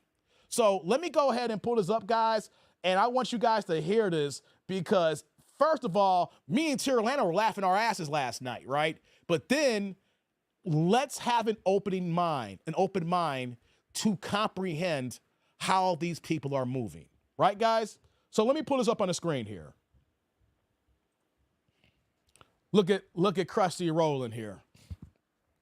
Look at my man Zesty Roland here, man. I swear, this man needs to lose some weight, dog. You know what I'm saying? But I'm not here to talk about the man's size here. We're here to talk about the politics from last night. Likes up in the building. super chat, super thanks, super stickers. Thank for all the love so far already. And the Cash App, if you guys don't know the Cash App, like I said, $ that dude named Dave. But if you want the exact wording, go in the description box below in this live stream here, and you can go to it here. Now, let's hear these guys. Let's just plain and simple, guys. Prepare to hear crash outs and a whole bunch of crying in the car. All right? Let's go, guys. Let's cook. Kind of problematic about some of what you're saying, but not all of it, of course. Let me know if you guys can hear the video. Structure and the Press leadership 1. structure in the Democratic Party is fairly wealthy. So when things like this happen, they are not, impacted the same way everybody else is. And actually, I think part of what brings us to this moment of Donald Trump is that we forget, both parties tend to forget, that there's over 45 million poor people in the country. They don't really talk about poverty at all. We're always, Muriel Bowser is moving the homeless people out of sight so nobody can see them, which is something that a lot of mayors do. So people, I think, have already gotten to the point where they've said, F it, let's blow this thing up. Right. By the way, I just need to give a shout out to Teslin Figaro, because Teslin Figaro, who I'm a big fan of, predicted this moment the minute that Harris got into the race. Not that she was against Vice President Harris, but she said, wow, why would the vice president get any more than Hillary Clinton did? She sort of had a theory about that, and it turns out to be correct. For whatever reason, it turns out to be correct. But at any rate, I agree with you, Roland, about, it's so frustrating to watch this, all the work, of course, that went into it, and knowing that this person is see, it's not even just about the vice president, it's the person she's running against is so unworthy. It's the lunatic she's running against, and they chose him over her. And it didn't matter to me whether it was the governor. It wasn't about the people. It didn't matter to me whether it was the governor of California or Shapiro. Any one of those Democrats would be better than Donald Trump. But again, when people, again, when you study American history, and when you look at the Redeemers, when you look at the Lily White movement. When you look at all of that, that's right. America has a history of completely ignoring somebody who's sane for someone who's insane. Yeah, it's craziness. And we'll come back to this, Clifton. So they have fallen for the greatest lie. They literally believe this man is an economic genius when he can barely read. They do not believe that. They don't believe it. No. Lindsay don't believe it. They privately shit on him, but they publicly praise him. No, what I'm saying. People who voted for him. No. That's not true. There are people. I wish I had a marker. I apologize, people. I should have marked a placeholder from earlier when they were all happy and joyous. But if you guys can kind of feel the room, it's kind of solemn right now. They're all gloom and gloom here. So I apologize. I should have started earlier when they were all happy here. So let's get back into it, because if you guys feel the tension in the air, they're all feeling it. They're like, oh, they don't know what they're getting themselves into. So basically what we're going to be hearing is that we as black people or anybody else who voted for Trump, we're in for a rude awakening. This is the basis of the crash out. Now let's continue. At his rallies. Beat the street. No. I'm not talking about that little core group. I'm talking about all these other millions of people. I'm talking about there are, when you look at core group, there are these people, they believe he is their savior. They are in a cult, but that's not who voted for him. We're in a cult now, guys. They couldn't get him elected. If it was just his... Oh, no. I'm not saying it was just them. What I'm saying is... And the larger group does not believe that he is an economic genius. They know so why do they vote for him? To be an idiot. They know he committed... No, I'm asking you, so why do they vote for him? I'm going to say it one more time because it's all I can say. This is America. Right. Okay? Wait. And we have a woman problem. Right. Thank you. I've been waiting. And if we know, it's been proven, we have... We got a woman problem, but we overwhelmingly voted for Hillary Clinton in 2016, guys. If you look at the vote, the numbers right now compared to 2016, hey, black people were down for Hillary Clinton.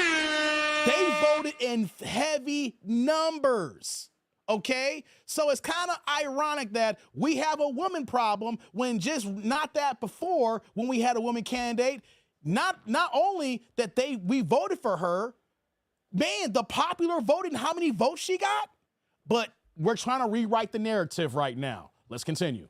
Have a woman problem. We do. Absolutely. It has been proven. White women ain't never made Greg, peace with can black I women. please? Yeah, and then we I'm can gonna walk just to- whatever. No, I don't really want you to teach me tonight. I just want to Okay, share. hold on. Finish your point. Go I ahead. just want to share. No, go ahead. Okay. The fact that we for real have only had these two major candidates, and obviously both Democrats, to ever even be in shouting distance of this job, and we are behind 59 other countries, right? We have a woman problem. Yes. And I don't, and that's why I said the history on Secretary Clinton, the history on whoever else the imaginary people were who were who were the head of our ticket. Black women. Okay. In the history of black So what I'm- How many so what women I'm- head of state- Wait. Hold on. But even the clear. fact that in this country we have to have racial coalitions to accomplish it says everything that needs to be said though. about this country. But what I'm saying is we have a woman problem, okay? And what we also have in this country, obviously, is a race problem. Right. But what we also have is a comfort problem. Okay. Because we're talking about everything the Dems need to, and this comes up every time. Whenever everybody starts talking about the Dems need to do this, the Dems need to do that. Right. And I say, what about us? And it's starting what about already. us? What about us? Right. What about us? Right. Because us marching to get the right to vote, like the answer to it was not to just vote and sit on our asses and belch. We were supposed to keep marching until we had all the shit you get when you march. So when we didn't get George Floyd, How about this here? I'll rewind back for a little revisionist history. How about black women? If you didn't stop marching with us during the civil rights era and didn't join the feminist movement with white women because the job wasn't done yet, maybe we wouldn't be in this problem right now. Because we know the job wasn't done when the civil rights bill was enacted here. But you know what happened? White women got y'all black women to think, look at the patriarchy. Your man don't love you. Your man don't respect you. You need equality, ladies. When in actuality, black men and black women, we were in the same goddamn boat, but black women were to believe that y'all on the same plane as white women here. So if we want to talk about that here, about marching, things of that nature, you stop marching with us and join the feminist movement. That's why we're here today. Hey, let's continue. right? We were supposed to be beating the streets. When President Obama was disrespected as the first black president and did not get his Supreme Court pick, and it was stolen, which led to the very Roe v. Wade fight that we're fighting now. Instead of being pissed off because we didn't like his choice, we were supposed to hit the streets. When they pulled back the VRA, right? We were supposed to be in the streets. We were supposed to be boycotting. We were supposed to be refusing to do business in banking. We were supposed to be doing all the things that got us the few little things that we got. So I'm not persuaded. I'm not persuaded in these conversations where people say what our political parties, which we know have to crumble anyway. I'm not persuaded when you say what the political leaders need to do. No. What's on us? Really? It's on us. And when I'm having fights every day, like I struggled. Wait. It's on us, the people? Wait a minute. The Democratic Party, who has not given us any policies?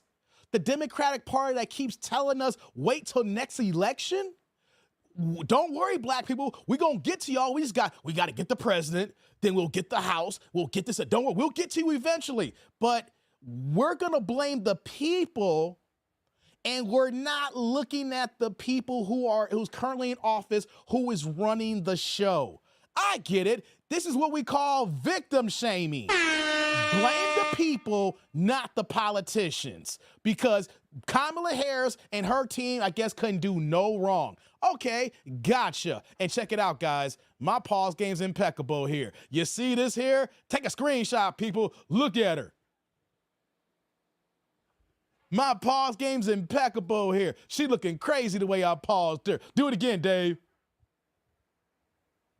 Look like she's ready to get on her knees, butt naked, please, yo. Give her some knee pads. Oh, that was wrong, guys. I shouldn't have done that. But let's go. To convince people that talented, brilliant, educated, caring, non-felonious, sane, black and Asian woman was better than that degenerate. Right. I had real fights in our community. I'm saying, so to me, all of the, whatever happens with this election, et cetera, what I have said over and over again, when you look at how hard it is, y'all, we celebrating tonight because it's 2 black women in the Senate at the same time. I know. We clapping.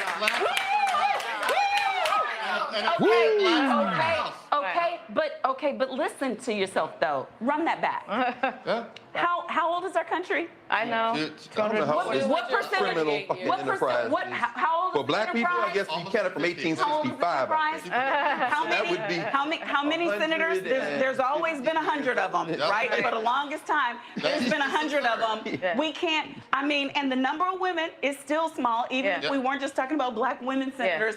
And so I'm just asking. Right. And then when President Obama, I get it. Some people just mad because it was President Obama who said it. When he had the nerve to say that might be a woman problem, everybody's like, oh, about the black men and the black men. Wait a minute. But here comes the machismo. Here comes the machismo of the Latino men who I saw in the street. Who were like, I don't know. In fact, wait. In fact, I'm reading this. It says, this exit poll data is wild. White men, white women, black men, black women, Latino women, all tracking their 2020 numbers very closely.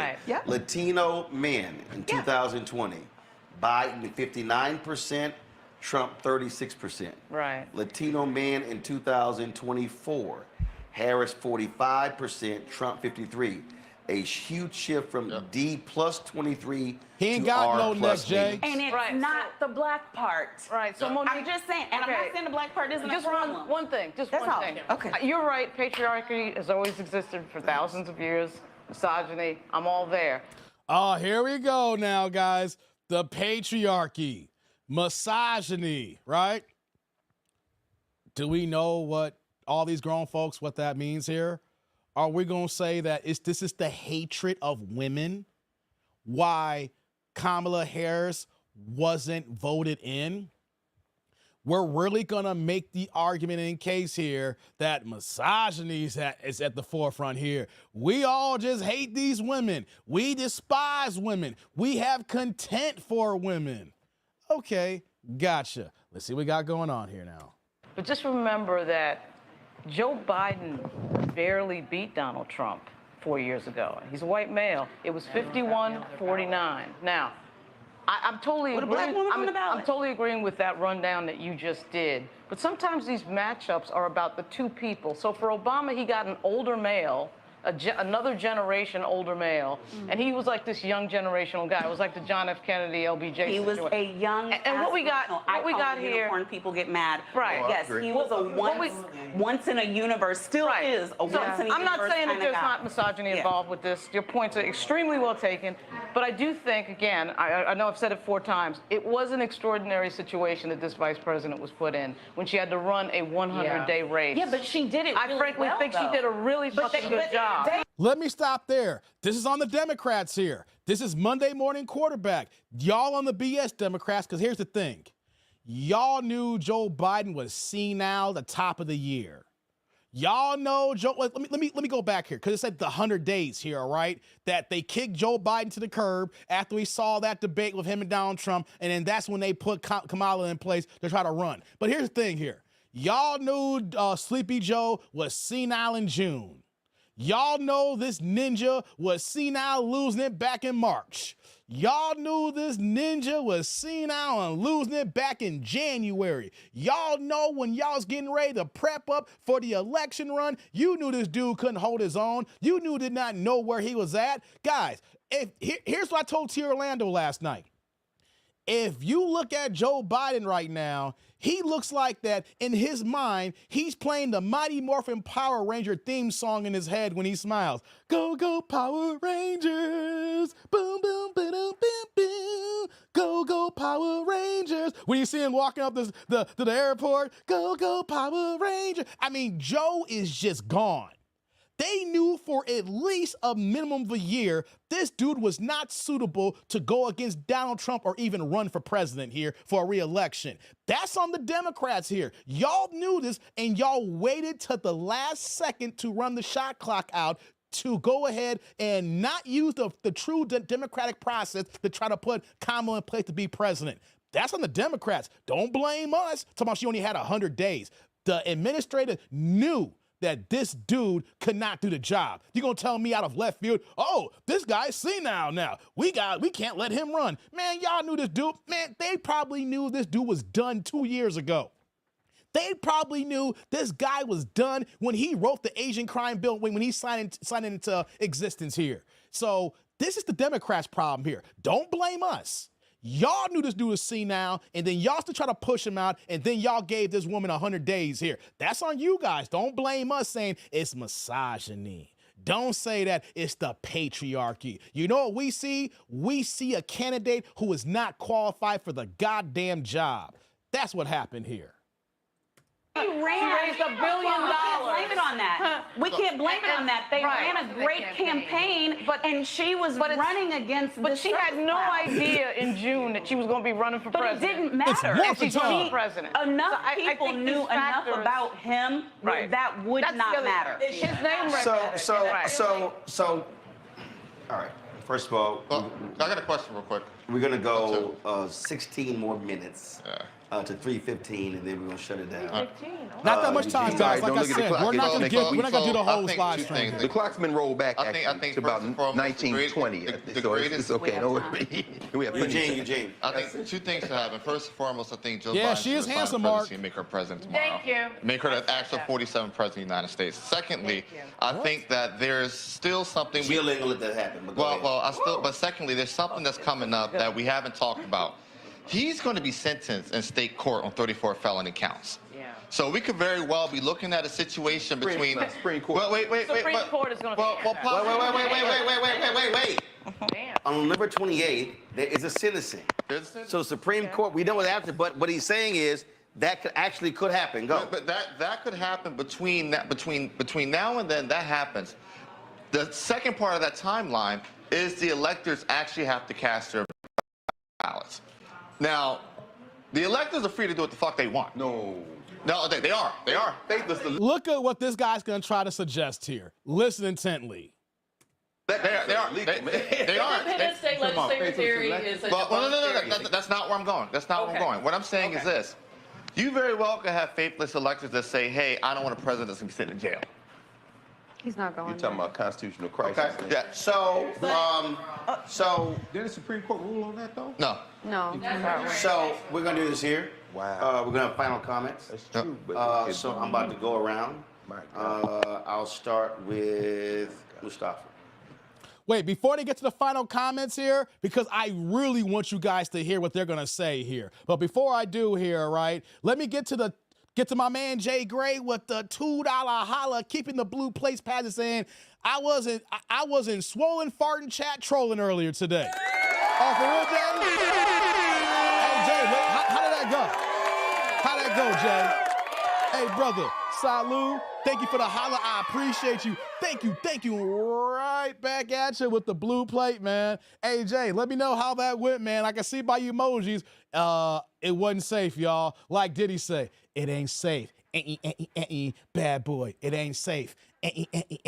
Bad boy. Yeah, don't stop. It was like Diddy, wasn't it, man? It was like Diddy. Gotcha, man. I appreciate you. So, let's hear their final comments now. This is what I wanted the chat to focus on here so you can hear this. insanity here. Let's continue. I'll just keep it real simple. My mama say a hard head makes a soft behind.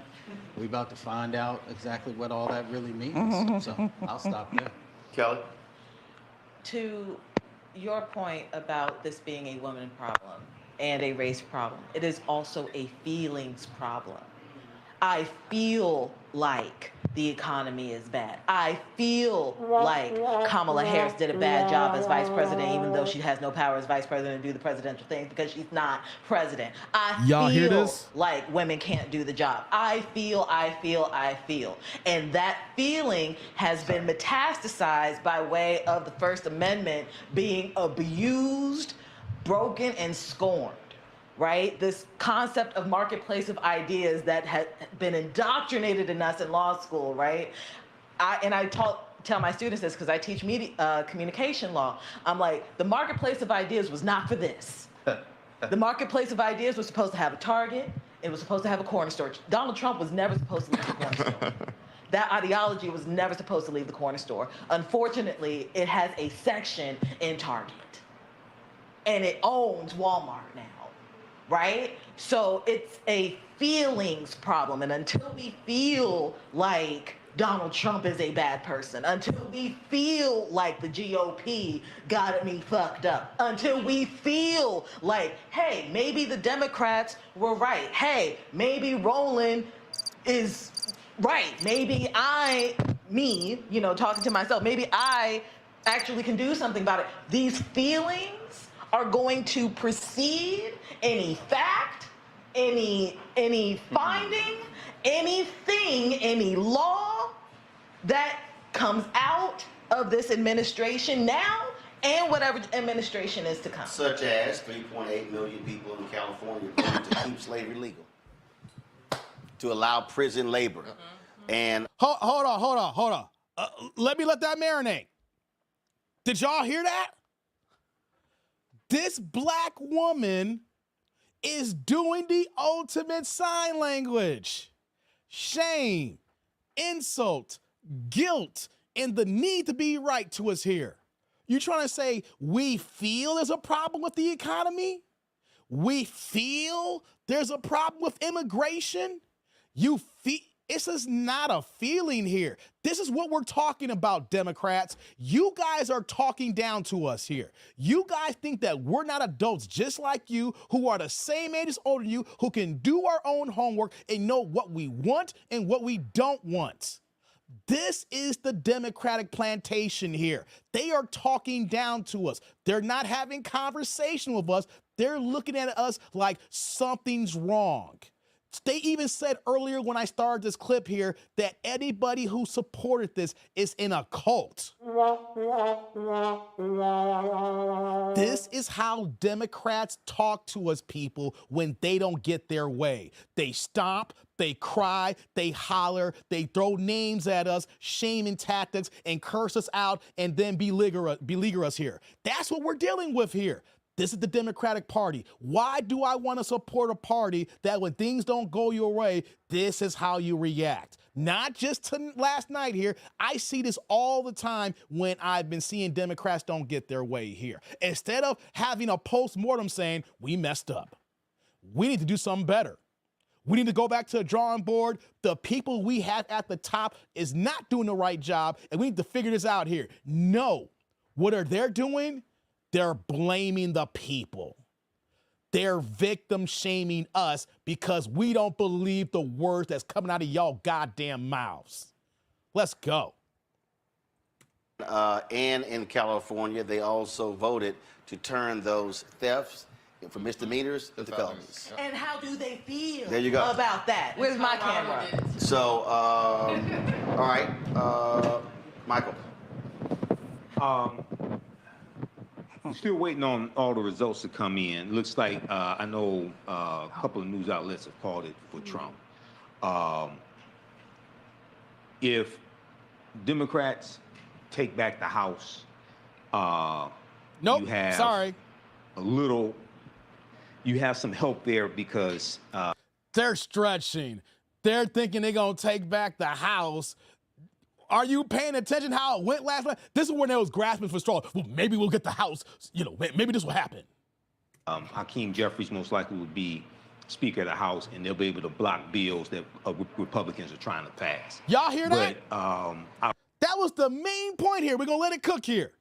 Maybe we can get the House. So whatever they're trying to do, we're just going to block these bills.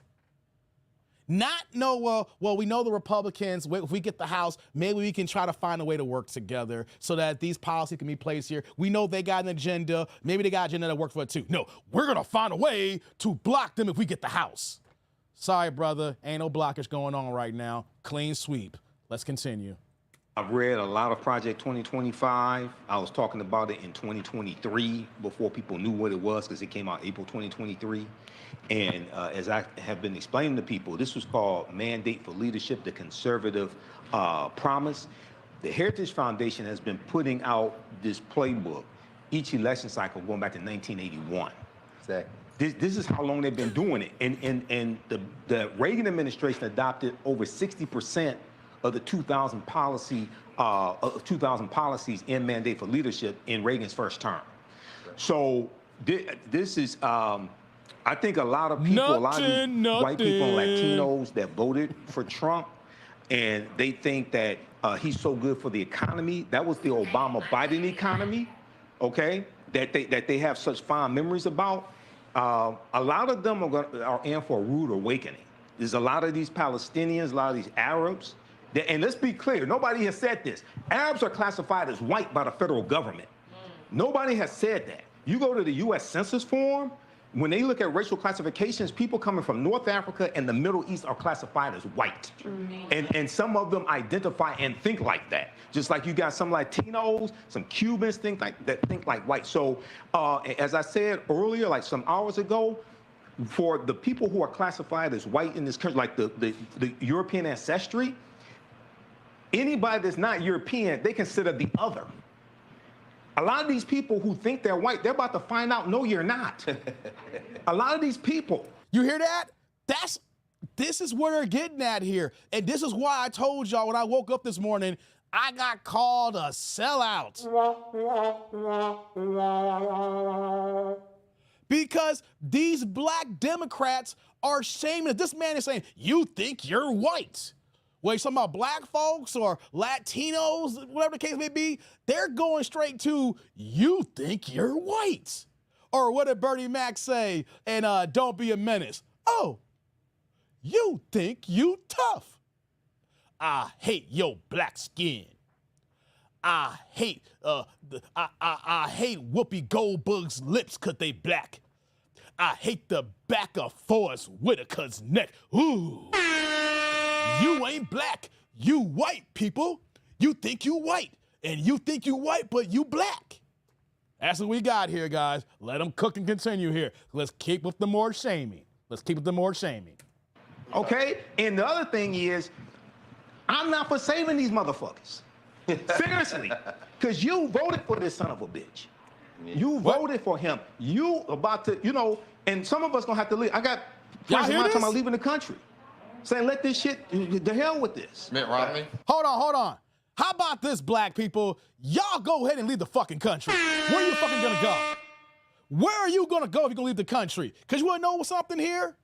All the tethers is trying to come into the country, okay? All the illegals is fleeing their countries. All the migrants, illegals, the tethers, the people from the Caribbean, everybody's leaving the homelands. They want to come here.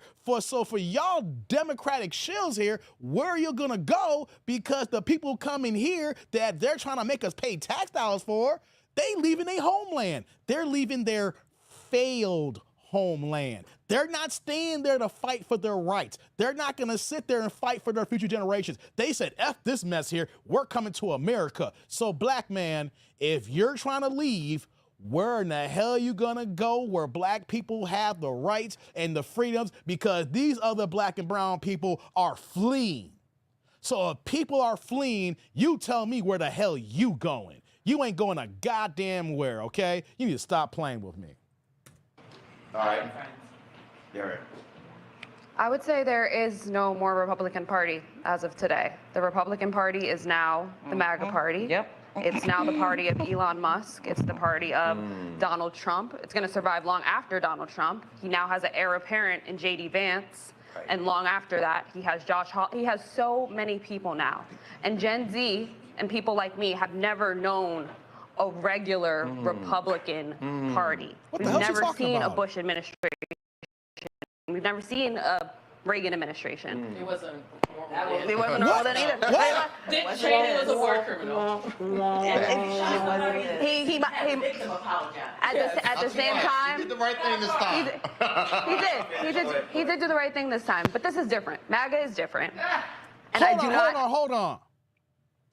Did she really have the audacity to say, we do not know what the Republican looked like from what we saw back in the day? Y'all gotta miss me with this here. Yes, I know that we don't have Republican light right now, right? But you, young lady, have no idea about Ronald Reagan and the Iran-Contra deal, right?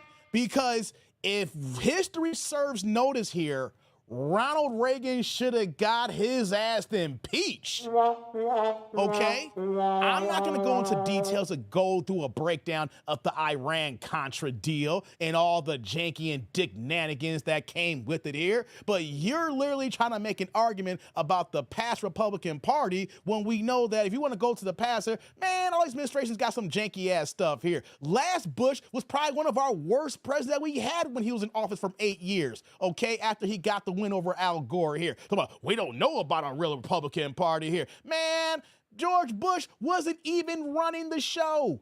It was Dick goddamn Cheney was the president of the United States. And I'm using that example because people talking about Kamala Harris, the vice president. She can't do anything. She don't got the power. She's number 2 in charge. And Dick Cheney proved that he was running the goddamn show and basically told Bush, hey, go sit over there, George. I got this, man. Don't worry. We're gonna figure this out, man. We're gonna figure this out with Iraq. You know, we're gonna get these nuclear warheads, you know, weapons of mass destruction. I got this. You go ahead and chill and have a Coke and a smile and drink your beer and hang out in Texas and shoot your guns, right? These ignorant young Democrats do not even understand the history of politics, and there's always been some issues here, right? So I don't want to hear about, oh, you know, the Republicans, this and that in the past. Man, there's always been issues. So don't act like, oh, this is not the same. We don't know what's going to be now. Man, it's always been jankiness in politics. Let's go. I think we have the regular Republican Party anymore. And Democrats are going to have to come together and figure out what happens Clifton, next. Oliver North. And that's just it. They're going to have to. For anybody that's wondering, Google Oliver North, his involvement in the Iran-Contra deal, and what was his punishment for being involved in that. All I gotta know is that the dude became a TV correspondent. Let's go. Come together and figure out what happens next, and there's going to be a reckoning. Eugene. I mean, look, at this point, you lick your wounds and you learn how to fight. So on to the next fight. January 1, the 2026 cycle starts. You got 2025 races then for the governorships in New Jersey and Virginia. In addition to the seats that'll be up, you know, during that cycle, we back up Hakeem Jeffries everywhere we possibly can. I think, black-owned media needs to have their own ecosystem. In comparison, also other folk need to have their own ecosystem. I think, Trump's going to do what Trump's going to do. And all we can hope is that, Joe Biden takes the next 80, 90 days or whatever to, Trump-proof the federal government as best as he can. He's probably the only person. Wait a minute. Do you guys hear this here? This is the rhetoric that they're speaking. Maybe Joe Biden can do some things to make it Trump-proof. This is what we're dealing with here. So by this ideology, by this logic, by the time that, let's just say, for example, that you're able to do this here. So by the time that Trump takes the oath and takes office in January, you're going to try to tell us that you want us to stand still and not able to do anything and just have a stalemate in Congress for the next 4 years until the next election for 2028. Gotcha, black man. Gotcha. You want the country to be on hold or go to the shitters here. Got it. Let's continue. Prepared to do it, being that he's been there fucking 50 years. But I say that to say, you know, we all left on the battlefield. We did the best we could, and you know, we'd love them to fight another day. Lauren? Well, there's nothing new to see here regarding the type of person that Donald Trump is with regard to American history. It's the same old thing. But what is new is what he's planning to do. Dismantling the FBI. He's probably going to destroy health care. He's going to do a bunch of stuff that we have not seen any other president do. Did he destroy health care when he was in office the first time? In the modern presidential era. But I think what Joe Madison said about it all comes down to what are you going to do about it. And when the Republicans planned against Barack Obama before he took office, Paul Ryan and the gang had a big plan to stop him. The Democratic Party has to have a reckoning. They have to have a reorganization. They have to get into the next generation. People like Wes Moore, that group has to come up next. And they got to get the Clinton-era people out of the DNC and out of the strategic control that they have. These Anita Dunn people, all of this. This is happening in part. We got Donald Trump in large part because of Robbie Mook and the BS. Hold on. Before I let it continue. Hey, AD, why you did this to me, man? I'm just a sexy boy. I'm not your boy toy. I'm not your sexy boy. Hey, man, wait, bro. Hey, dude, stop spamming the chat, Adrian. Hey, dude, the next time you drop if you drop another one talking about all charges drop, I'm gonna time your ass out, man. I do not appreciate spamming the chat, all right? Copy and paste that shit one more time and see what happens. Do not copy and paste in my chat, okay? You do that again and you're gonna get this work. No copy and pasting. You can say something once and that's it here. That's that irritating shit here, man. Do not do that. Let's continue. That we saw in 2016 with the Clinton campaign, with the arrogant ass Hillary Clinton campaign. That's what brought us ultimately to this moment. So it is about what you're going to do about it, and that's got to start tomorrow. That's got to start right now. They got to strategize and get on a war footing right now. Agree. I'm praying for Vice President Kamala Devi Harris. We are not yet at calling this race, but she right ran. now is at 267.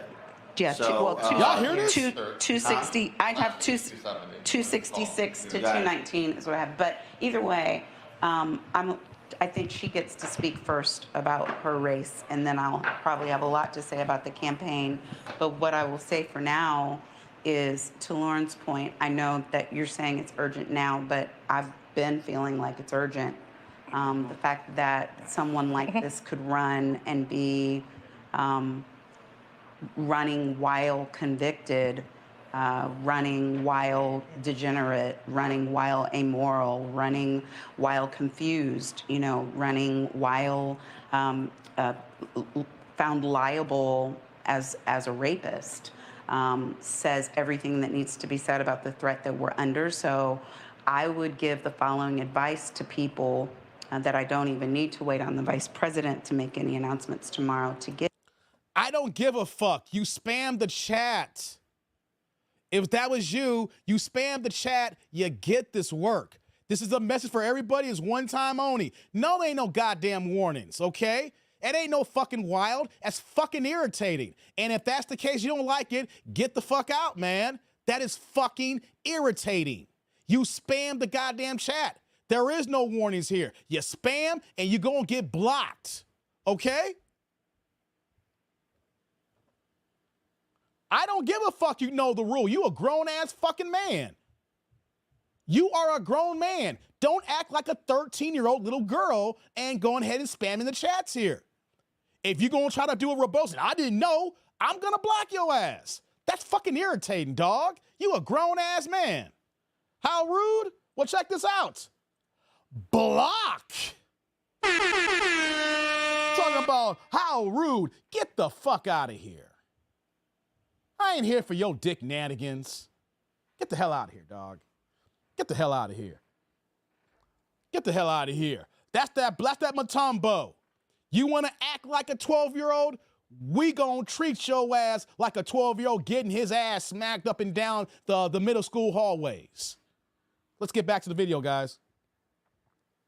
If you need a physical checkup and going you on, have Tony? the Affordable Care Act for your insurance, you should be arranging to get that immediately, like between now and the end of January. You want to go ahead and schedule that.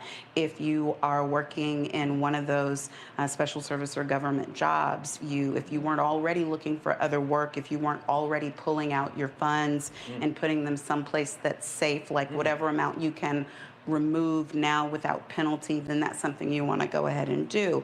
If you have children who are receiving services from the Department of Education, like have an IEP or are in public schools, you want to be looking at alternate methods of education, because these are all things that are happening now. Take your children to the pediatrician, get their vaccines, because the person who Donald Trump has said he's putting in charge doesn't believe that vaccines are necessary for children. He thinks that all vaccines are harmful. If you have the opportunity to care for your elders, and perhaps to stack some money aside, like if you got your student loans forgiven and you have room on credit cards or something like that for when they come and try to take the money out of your bank account that they gave to you, then those are actions that I would strongly suggest you take starting this very night or starting tomorrow, because we promised you that this was not a drill, and now we indeed are about to find out. John 10:10 says the thief comes only to steal and kill and destroy. We're quoting scriptures now? That's the A part of it. And he's here. I've been very clear about who this person is. He is the son of a Klansman. He surrounded himself with such people. And to never forget who sold the robes of the Klan. We're at a moment that people have hee-hee, ha-ha to, and that's not everyone, but there's a specific demographic. I love what Monique said, but I'll also say that definitely praying for those people who are serving our country that have to call this person commander-in-chief. Definitely thinking about different people that are in the three-letter organizations.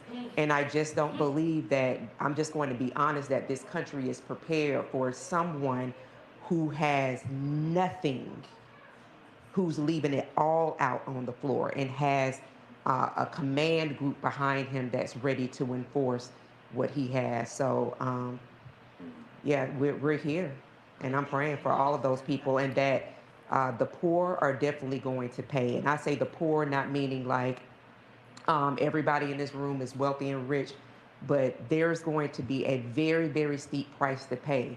Those million people that we lost in COVID have not been resurrected from the grave, so there's going to be a significant price to pay. Y'all hear this? So echoing, thank you so much for the Bible verse, because I keep on saying all I can do is pray. Oh, let me pause here.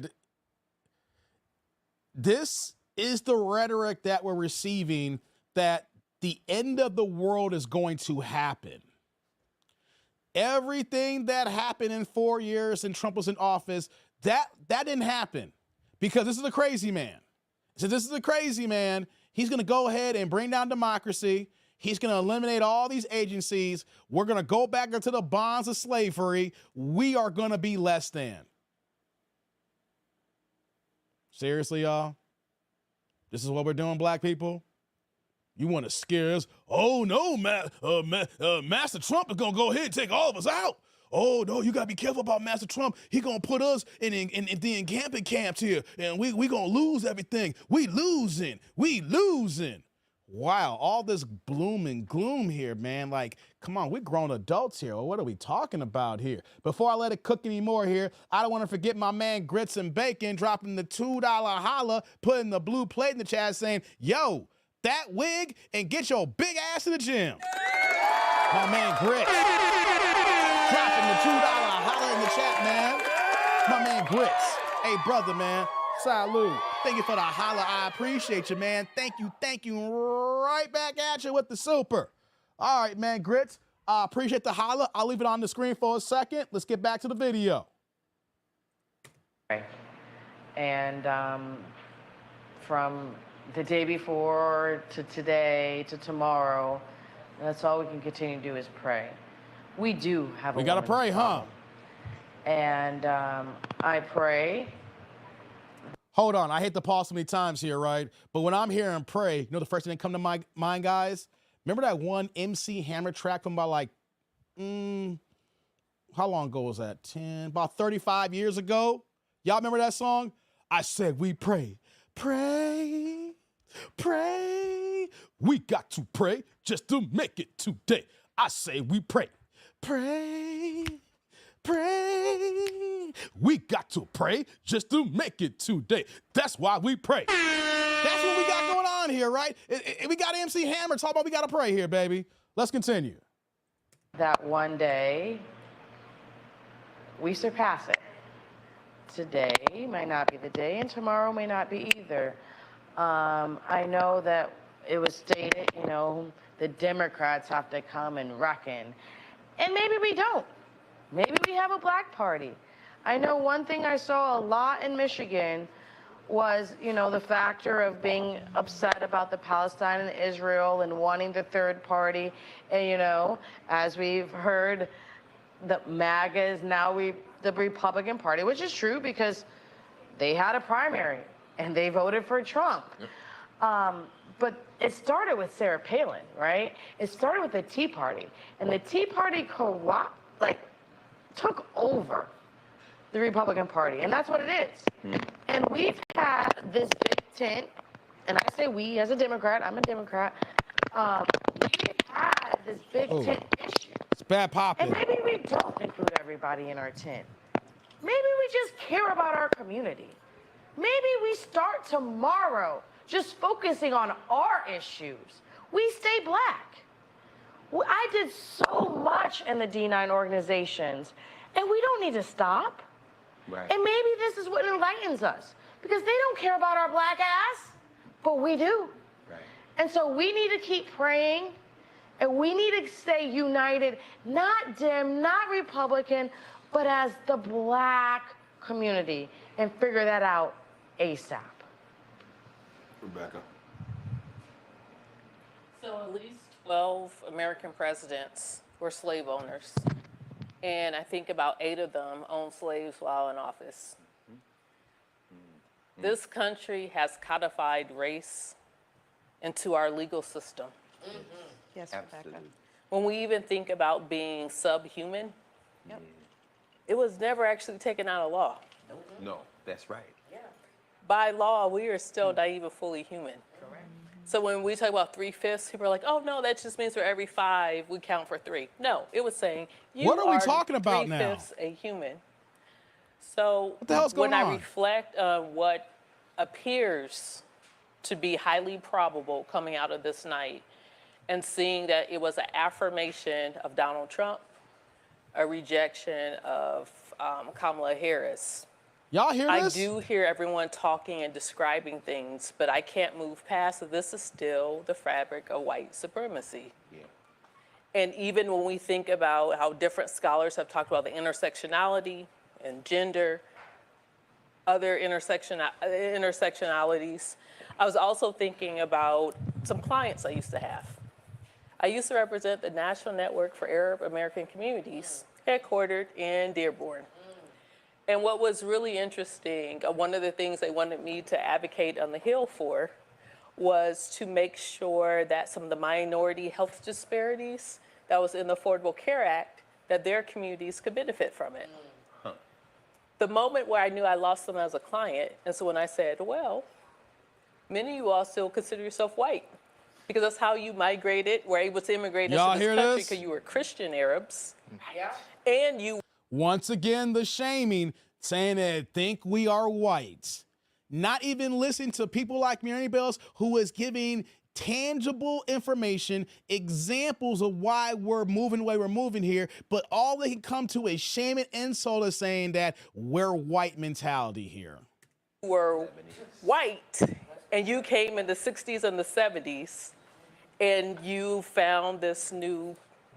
You created this new home in Michigan. At that point, I was like, oh yeah, I lost him as a client because I told him the truth.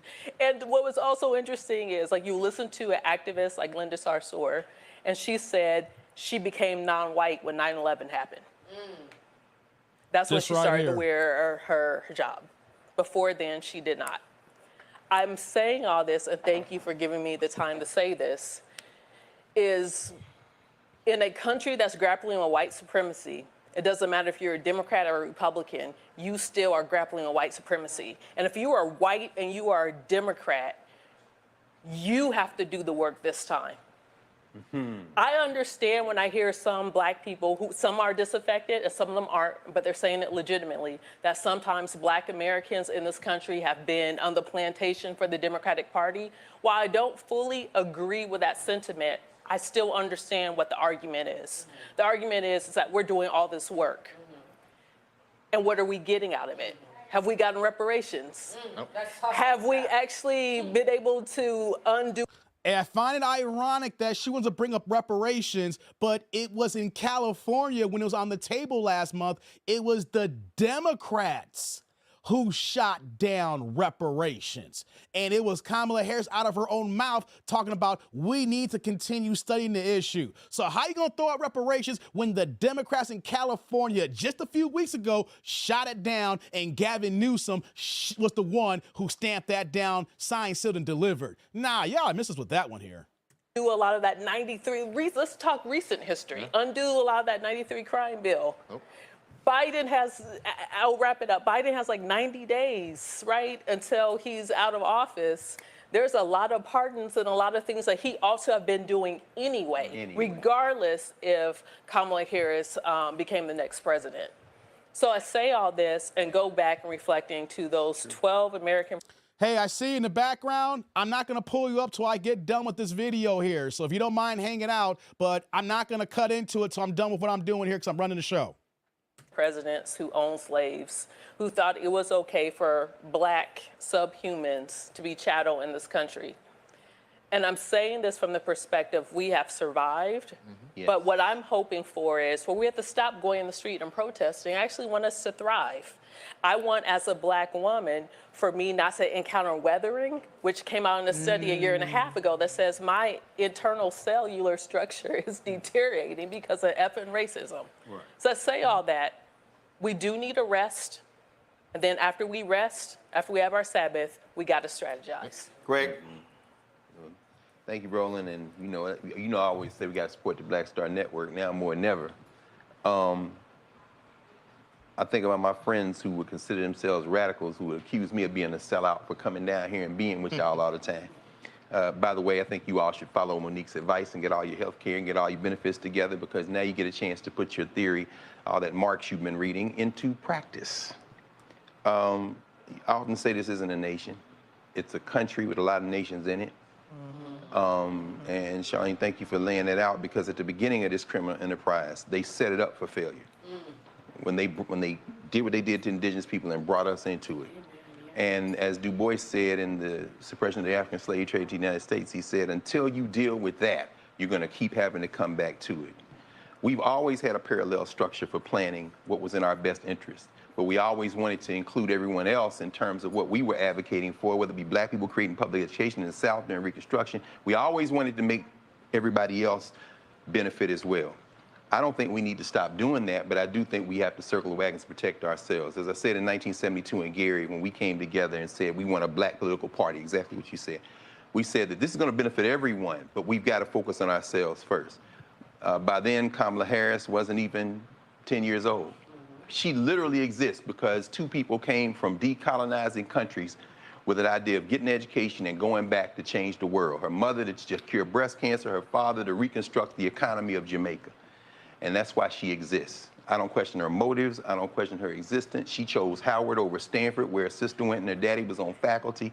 And I think that made all the difference. And tonight, if it bears out that she doesn't win this presidency, tonight she is facing the fact that this country could give a damn about the vision that she articulated, because for them, patriotism means white supremacy. Absolutely. And for us, it has always meant that that is our enemy. And I think we need to take heed of that and look forward and say everything everyone has said needs to be poured into our blackness and into our institutional formations. And we move forward to see what happens. Final thoughts. If anyone needs to understand what's happening tonight, you do have to recognize that it is called America. in America, history repeats itself.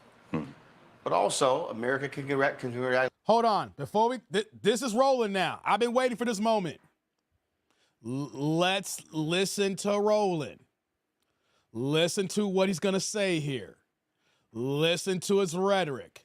This is what I've been waiting for here. I could have fast forwarded and got straight to the point here, but I want you guys to hear the whole panel, and this is what the sentiment they were giving us last night. Now let's get to the ringleader, Roland Martin, so you can see where his standpoint is. Itself. America has decided to align with other nations in electing far-right, crazed, deranged leaders. And what you have to understand is that, and I'm going to keep saying, is that this is white fear.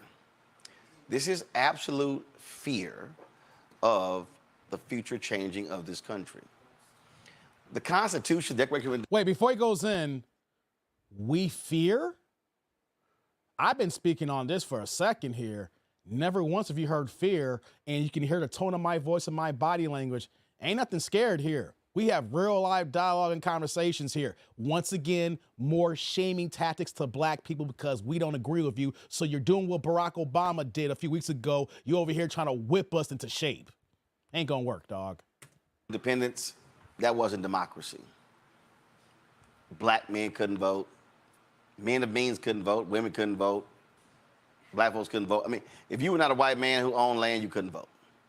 So there's been a constant effort to change this country, to change its values.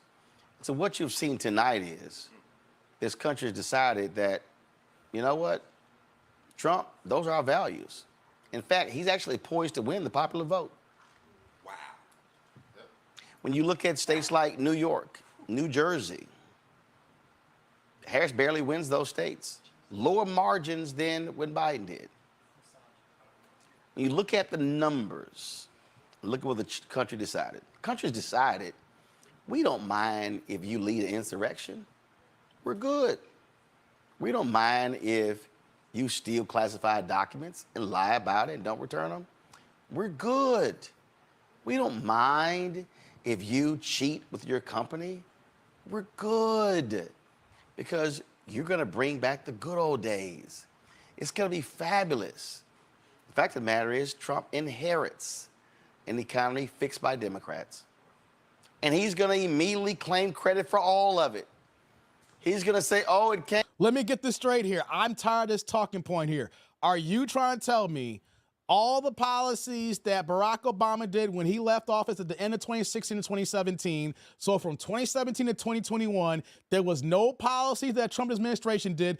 Everything was strictly from the Democrats, from Barack Obama, and nothing was done. There was no interchanges that was occurring here. I find that ironic because, guys, I work for the Federal Reserve, and I saw a lot of changes. I worked on a lot of changes. I was physically involved in these things here. So I find that ironic that they throw this talking point. He's riding off of Barack Obama the entire 4 years, and he didn't write or do nothing. Come on, y'all gotta miss me with that one here. Y'all gotta miss me with that one. That's another thing that they always try to do here. Came back all because I'm coming back. But do understand, you better pay attention when he lets Elon Musk run amok in the federal government. You better be scared to death when he literally lets Robert F. Kennedy be in control of science and health. Oh, you better bring back the mask and everything else, because it's about to be a lot more people who ain't vaccinated. And when polio comes back, and some of these other diseases that we conquered a long time ago come back, because you've got a crazed, deranged, anti-vaccine person in charge, well, there you go. Oh, please say hello to white nationalist Stephen Miller. Oh, he's back. Steve Bannon, oh, he's back. And do understand, all of the sane people you had before who served as guardrails, they won't be there.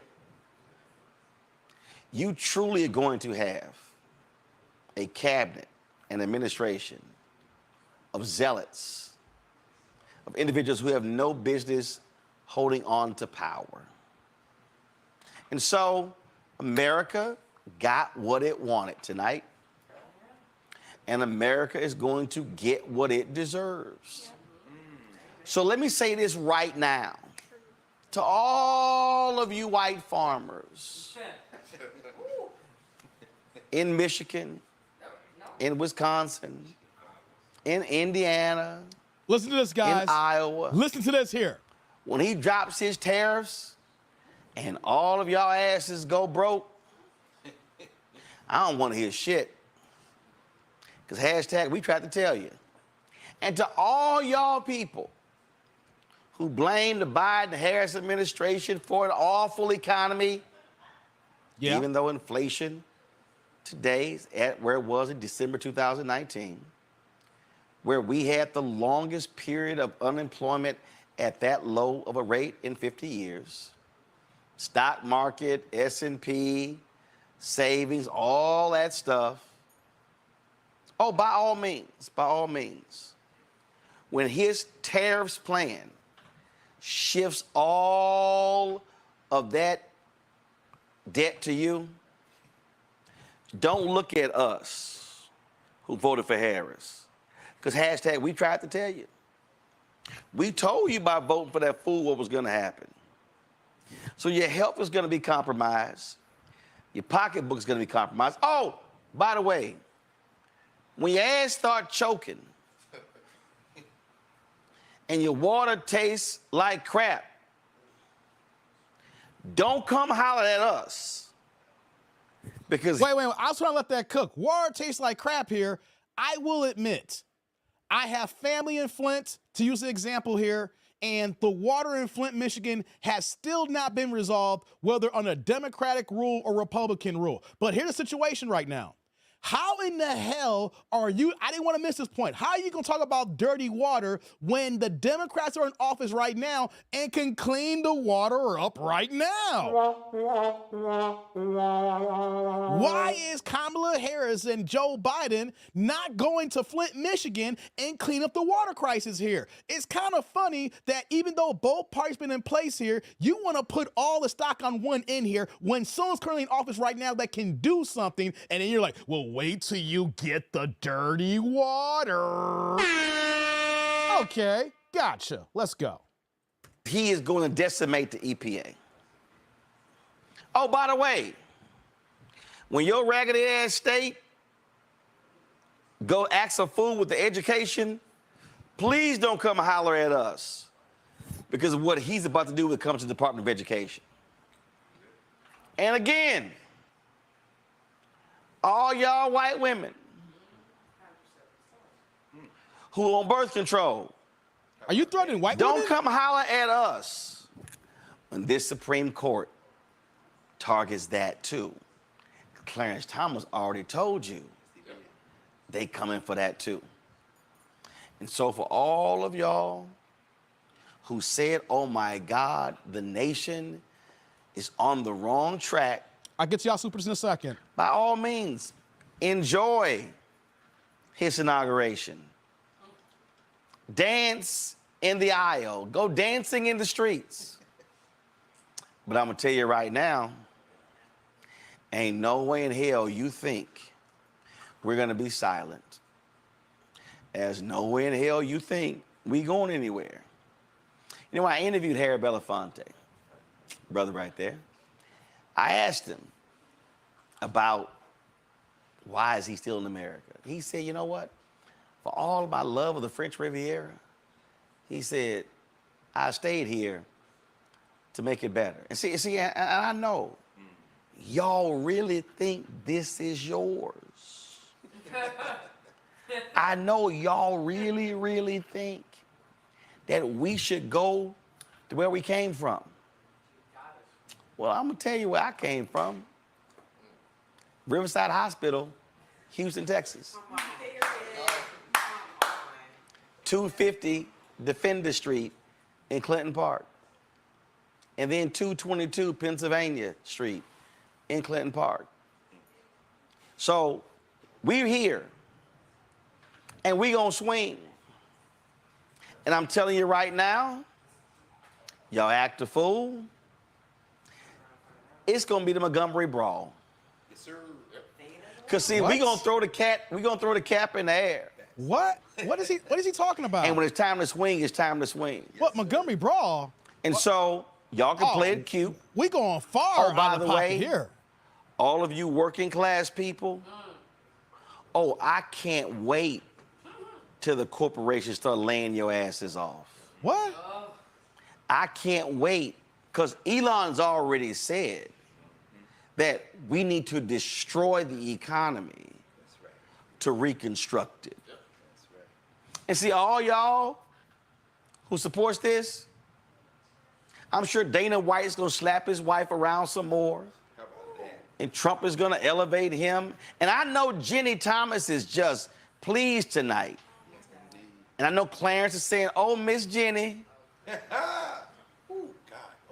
we can now retire with millions because Trump is gonna replace me with somebody hard right. But to the people out there who are frustrated and angry, and I've been seeing your text messages and your Twitter posts and all that, all I tell you to do is go pick up a history book.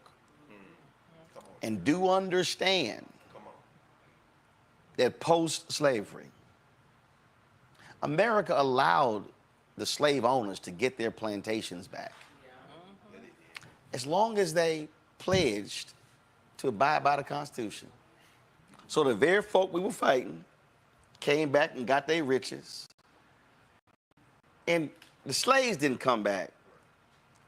But they did keep slavery in the Constitution and allowed the peanut system to go forward. See, that's why the California deal is so important, because they don't mind that prison labor in California. That's right. So, isn't Gavin Newsom the governor of California? Isn't Gavin Newsom a lifelong Democrat that's been running the state for over a decade? Didn't last night, on Tuesday night during the election, California was blue and voted for Kamala Harris?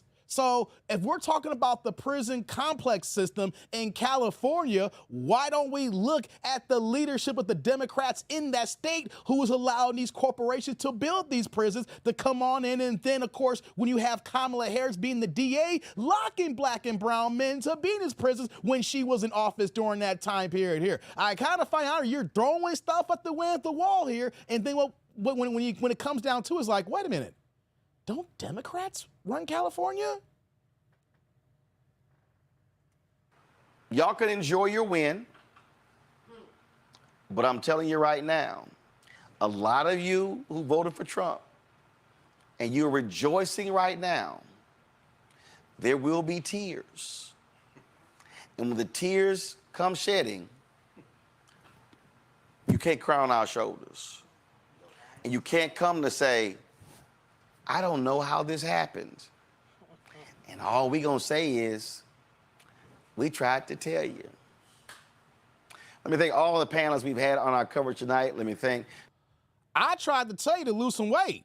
I'm trying to find out where your neck at.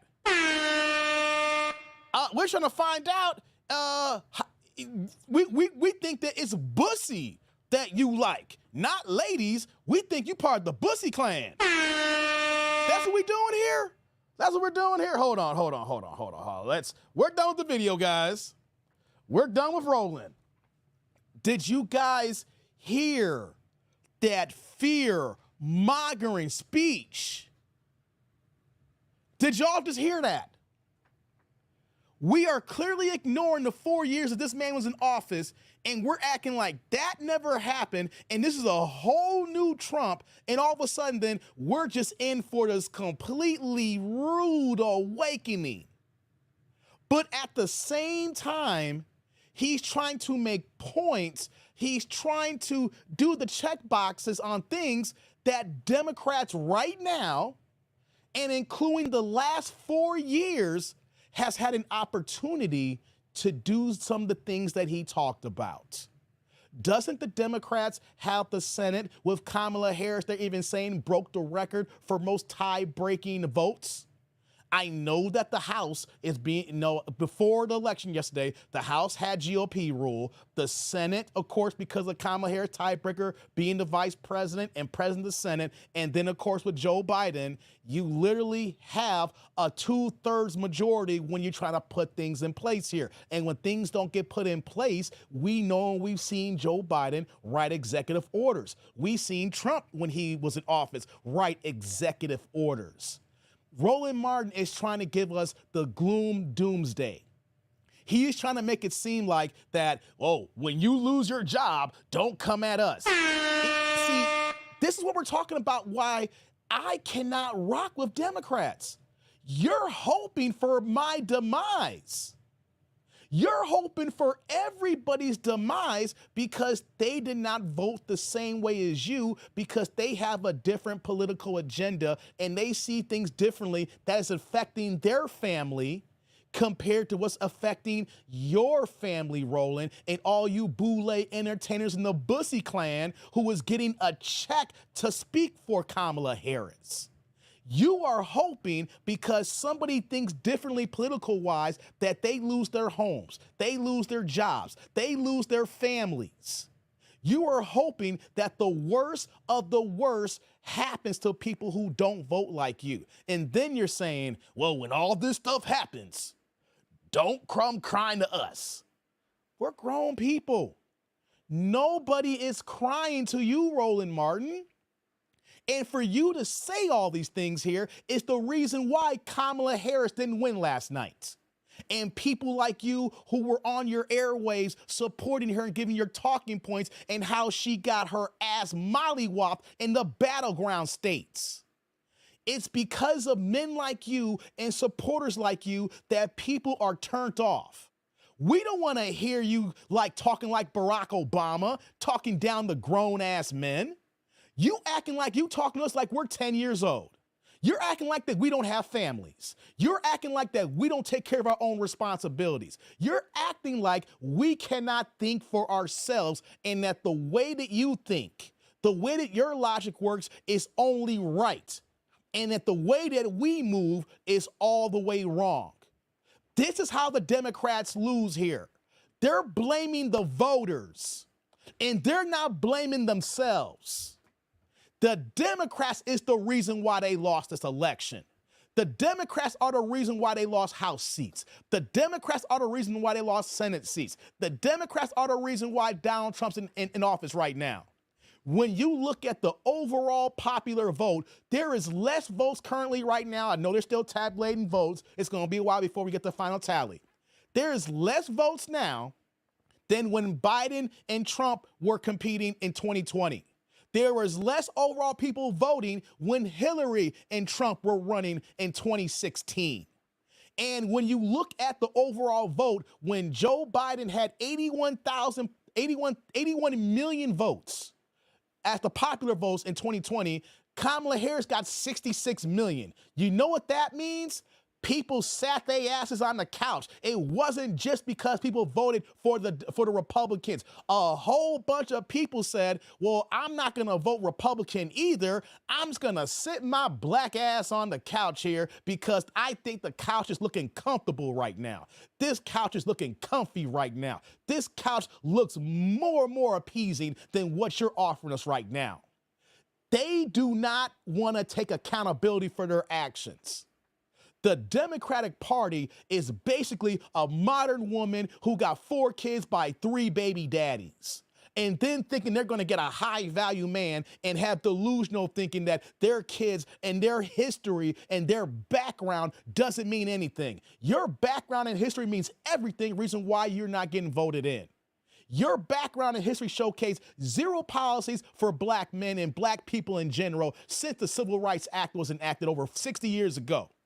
Lyndon B. Johnson, like I mentioned earlier, Lyndon Johnson was the president of the United States. When he said, I'm going to repeat it again with the hard ER, we're going to get these niggers voting Democrat for the next 200 years. And you want to know something? They're already 25% of the way because we're 60 years in on the 200. You guys are the problem. Our vote holds currency. Our vote holds power. And if you want our votes, you need to cater to us and appeal to us. And if you're not going to give us what we want and just keep pushing us to the background, keep pushing us to the side while you went ahead and going ahead, and like you're here in Chicago, going to increase property taxes by $300 million because we added to the debt of $600 million just for the migrant crisis alone. Look at freaking New York, where they're staying in 4- and 5-star hotels that's coming out of taxpayer money. I know people in New York right now who have never stayed in the hotels that these migrants and illegals are staying on, and they're staying on mine and yours dime. And they are trying to tell us, don't come crying to us when it hits the fan. No, Roland, how about you guys do better to get our vote? Because you want to understand something here, we all voted for the Democrats for so many decades. And then as soon as we have a different mentality, a different logic of looking at things here, even if we voted Republican or we sat our black ass on the couch, you don't respect us. And since the Democrats don't respect us, we the people are telling you the Democratic Party has to crash and burn. Okay, we need you guys to get the point. If you're not going to listen to us, then you're not going to get our vote and you're never going to be in office. Or if you do get in office, you're not going to have any kind of majority to do any kind of change. We are tired of the BS. We are tired of y'all boulets. We are tired of y'all talking down to us here. We have been voting consistently. We've been voting and been on your side. We were out there in the cold with Barack Obama for those 2 elections. We voted for Hillary Clinton. When George Bush was running, we voted for Al Gore. Okay? You want to know, I would go way back. When I was a little kid in 1988, I was taught to vote Democrat, and we voted for Michael Dukakis. Yeah, I'm gonna go there, guys. I'm gonna go there. Me and my peoples, even though I was underage and I couldn't vote, my peoples were so humdrum in the Democratic plantation that we actually voted for Michael Dukakis. We have been supporting Democrats. We have been giving you guys our vote. We have been giving you time. We've given you our time, our money, our access, our resources, our faith. And then when we realized, when Kamala Harris said, I ain't gonna do nothing for black people unless it's something that's gonna help all people. Once we heard that, amongst other things, we knew the fix was in, and we are just sick and tired of being sick and tired. You can get mad at us all you want, but you know what though? It is y'all fault that this campaign crashed and burned. It is your fault that you got black people looking at you black saying, what the fuck is your goddamn problem? We're not here for that. And you want to know something? Let's say in the next 4 years, that bad stuff does happen. You know what? You didn't even give us an opportunity to even look at the other way because we were just tired of the bullshit. Like when you saw the Unite the Right saying we will not be replaced. Well, we physically seen you guys trying to replace us by importing all these people into our country with complete open borders. How is it very ironic that you guys wiped out, 91 executive orders that Trump had in place for the border? All of them wiped out, and just the exodus of people coming in here, and the fact that I've been here my whole life. My parents been here the whole life, this country here. My grandparents been here. My great-grandparents have been here. My great-grandparents were born out of slavery. My great-great-grandparents was born into slavery. My peoples has been here in this country, building this country. We have used our tax dollars when we would have to pay since day one. I am a part of this country as well as this people in the chat part of this country, and we are a part of building this nation. And all you do is look at us as less than, just like the white supremacists.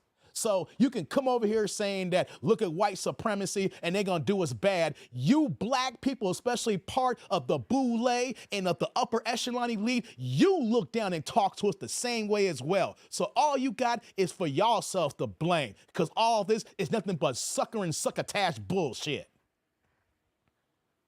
Oh God, I got worked up there, guys. Man. Ooh, Lord have mercy, man. I got worked up there. We got to get to the supers here. Some of y'all been waiting for a hot minute.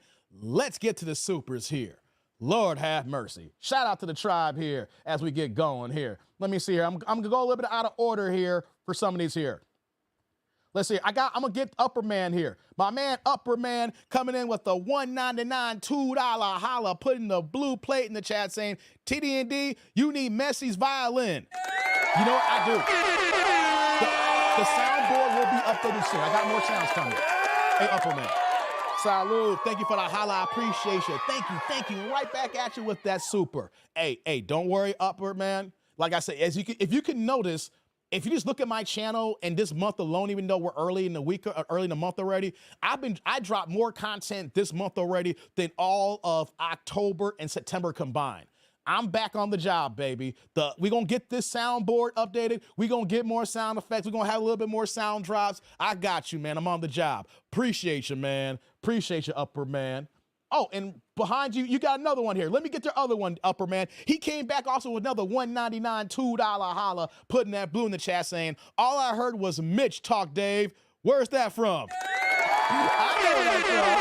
Hold on, Upper Man. I know where that's from. Hey, brother Upper Man. Salud. Thank you for the holla. I appreciate you. Thank you. And right back at you with that super. Hold on. I know where that Mitch talk is from. Shout out to Kevin Hart and the Hollywood Husbands on BET back in the day. Man, you a Mitch. You know what though? I'm mad that show didn't last longer than it was supposed to. I know Kevin Hart's a busy man, but you can't put shows on BET and think it's gonna last there. They had a good concept, man. But you right, Upper Man. They out here acting like a bunch of Mitches. Lord have mercy, man. Thank you very much for that holla, man. Let's see here. Who we're gonna go to next? We're gonna go to Mark the Guardian. Shout out to my man Mark the Guardian also with the blue plays. Let me say it again, guys. I love it when you make the chat turn colors. My man Mark the Guardian in the building says, scaring us with polio. Does he think we're pirates? Arr. Right, Mark? Hey, Mark, you ain't lying, man. Hey, Mark. Salud. Thank you for the holla. I appreciate you, man. Thank you. Right back at you with that super. Hey, man, we're pirate like, arr, matey. Polio. I feel a little polio here. I think I'm going to lose my legs and not be able to walk again. Yeah, man. That's what they trying to do is, man, with the hardcore scare tactics, man. Thank you for that holla, man. Right behind that, I got my man Derek in the building with the $2 holla, keeping the blue plates passing. What you got for me, brother? He says, you didn't go hard at Tiffany, but you hard now. What, Tiffany who? Tiffany Henry? I'm missing that, Derek. Hey, brother, hold on. Salud. Thank you for the holla. I appreciate you, man. Thank you. Right back at you with the super. What do you mean by Tiffany, man? I'm kind of lost here, man. I've been talking to a lot of people today, man, and last night as well. You talking about Tiffany Henner? Or whatever the case may be. I'm kind of lost there, brother. You know, you always got jokes for me, Derek. You always got jokes for me, man. It's all good, though, man. But I appreciate the holla. I appreciate the holla, man. Thank you. Oh, I didn't see this here, Upper Man. You dropped a couple of supers here. Here's another one. We got my man Upper Man back again with the $4.99 $5 holla, keeping the green plate, not the blue plate passing this time, saying, boy, Hayden Teller's gonna tether, ain't they? LOL. Is he warning us or casting spells? Oh my God, Upper Man. Who you telling, man? Hey, man, salud. Thank you for that holla. Thank you. Right back at you with that green super. Man, they casting spells on us. Oh, bloom and gloom. You black Negroes, you will suffer great calamities because you wanna be white. You wanna be white is right so bad. Oh, all you blackies who are Republicans or voted for Trump, you will feel the sting. You will lose your jobs. You're gonna die in burning hell. I don't know about you guys, but didn't Roland Martin sound like I was in church and we're reading the book of Revelation? You know, Revelation talks about, the end of the world and everything, Armageddon. I was getting the impression that I was back in the Kingdom Hall because you guys know I used to be a former Jehovah's Witness. Yeah. Hey, guys, yes, I was that guy. I was that dude who would knock on your door. Hi, My name is David, and how you're doing today? Good. What's your name? Oh, your name's Clifton. How you doing, Clifton? You have a very, very nice house right now. I don't want to take too much of your time right now because I know it's Saturday and I know you're busy and people love their sex because people work. I just want to ask you a question. When you see the problems that goes on in the world today, you look at the politics. Look, Trump just won the election. I mean, we're going to see racism rise up. We're seeing costs of goods going up and services going down. Do you think that God is going to bring a change and not going to allow these men in the world to run this country, and God is going to bring a government that's going to tear all this down? Do you believe that, or are you a religious person? What do you think about that? I went full JW on you guys. Hey, I went full Watchtower on you. Hey, Clifton's like, Clifton, what the? Hey, yo, I went full JW on you guys. I went full Jehovah Witness on you, man. I gave you a nice little intro. Hey, Clifton. Hey, look at this here. I don't want to take too much of your time, Clifton, but I have this this publication called The Watchtower, and do you have a Bible? Okay, great. It has scriptures in here that applies to the Bible. You can read it, of your Bible if you go to church, and it talks about very important things that can draw us closer to the Bible. Hey, Clifton, do you mind if I leave this Watchtower review? And matter of fact, it has this companion called The Awake. There's a good article that talks about jobs and what the best thing you can do to get a better job. So, Clifton, wouldn't you mind taking these two magazines here? And if I can just bother you, if I can come back next Saturday and get your opinion on this.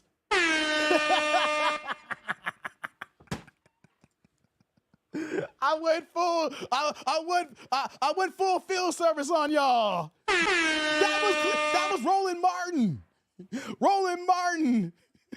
Hey, sick 'em, Coco. Hey, Clifton, stop it, Clifton. Don't send Coco on me, Clifton. Clifton, don't send Coco on me. Don't send Coco on me. I don't want my ankle bitten. I don't want to deal with your ankle biter. Don't bite my ankle. Hey, guys. Hey, Derek's like, I used to read the Watchtower. I used to study the Watchtower with a group of people. Hey, y'all, that was Roland Martin. He was quoting Revelation. The end of the world is coming down. We in Armageddon, people. We in Armageddon. Hey, man. Hey, next super. Shout out to my man, AD Black Man. He dropped a hard super. He put an orange in the chat, y'all. AD came in with the $20 holla, put in the orange in the chat, talking about collection plate. Oh, man. My man AD in the building. Hey, AD, brother. Salute. Thank you for the holla. I appreciate you. Thank you. And right back at you with this super. AD Black Man's the high contributor for today's show right now. Matter of fact, hold on. Okay, sorry about that. Someone had chopped something in my private chat. All right, thank you, AD. Here's what I'm going to do here, AD. You got the high chat right now. I'm going to take you down and put it back up because I want to get to these other supers, but you dropped the biggest ball right now, right? So let me get to the other supers, and I'm going to pull yours right back up, all right? Shout out to my man, Derek. He came back with the $5 holla, put in that green in the chat saying, Roland went soft on Tiffany. No Diddy, but he's hard now with no Vaseline. Oh, Tiffany! Thank you. Hey, Derek, sorry, a lot of talking going on. Okay. Derek, salute. Thank you for another holla. Thank you. Right back at you with the super. I got it now, Derek. You're talking about the time when Tiffany Hayner came on Roland Martin's show. Roland Martin didn't do his homework and basically let Tiffany skate on by. Basically gave her free press and didn't grill her. Thank you for reminding about that, Derek. I completely forgot about that, but you are so right. He was so soft on Tiffany. It was basically softball lobs there, man. He didn't do nothing to go ahead and go ham on it. Thank you for updating me on that, Derek. Hey, sorry that I missed on the last super, that it caught me off guard. So there's a lot going on. I'm hosting the show here, but appreciate the holla, brother. Thank you very much. Thank you. Right behind that, we got my man Derek in the building. Derek's dropping the $4.99, $5 holla, keeping the green plates passing, saying, let the church of TD&D say, amen.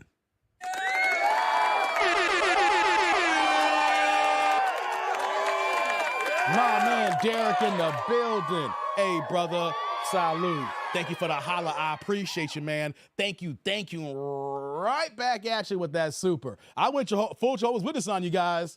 Hey, man, you hear that presentation? I gave a gang of watchtowers out when I was in the game. And could you imagine if I was still in the watchtower, I was in the game right now? I'd be hocking a whole bunch of magazines, man. You couldn't turn me down. You see how you rock with me on YouTube? Could you imagine if I was knocking on your door saying, hi, how you doing? Can I interest you into a free Bible study? You good, Dave? Thank you, Derek, man. Thank you. I appreciate you. Upper Man says, don't forget the final call, the NOI version. Oh, yeah. This is Islam. The final call. Exactly, Upper Man. Yeah. I did stay with the nation for a second. I didn't stay long, though. I didn't stay long. You know what messed me up with the nation? They've incorporated Scientology into their discourse. Yeah, guys. So we're not going to go down that rabbit hole right now. But, I looked into the nation, and then once I found the nation and Scientology are kind of partners right now in their teaching studies, I was like, I don't know about that. I don't want to deal with Tom Cruise and Minister Farrakhan at the same damn time. All right? Think about it. Tom Cruise and Minister Farrakhan working hand in hand. Ebony and ivory come together in perfect harmony. Come on, Sensei. Dave didn't like the bow ties. Nah, man, I'm more of a regular tie. No bow ties. Just give me my long form tie. I don't want a bow tie. Only time I'm rocking a bow tie if I'm a groomsman in a wedding. Okay? We don't do bow ties, man. Shout out to the bow tie clan, but we don't do bow ties. No, sorry, Bob. And like I said, let me put this back up for 80 because he's a high sponsor right now, right? I just want to leave that super there because he paid for that to be up there. And since he paid for that to be up there, let me do this here. You're the lead sponsor, so I'm going to put you on the ticker too right now. 80, you deserve it.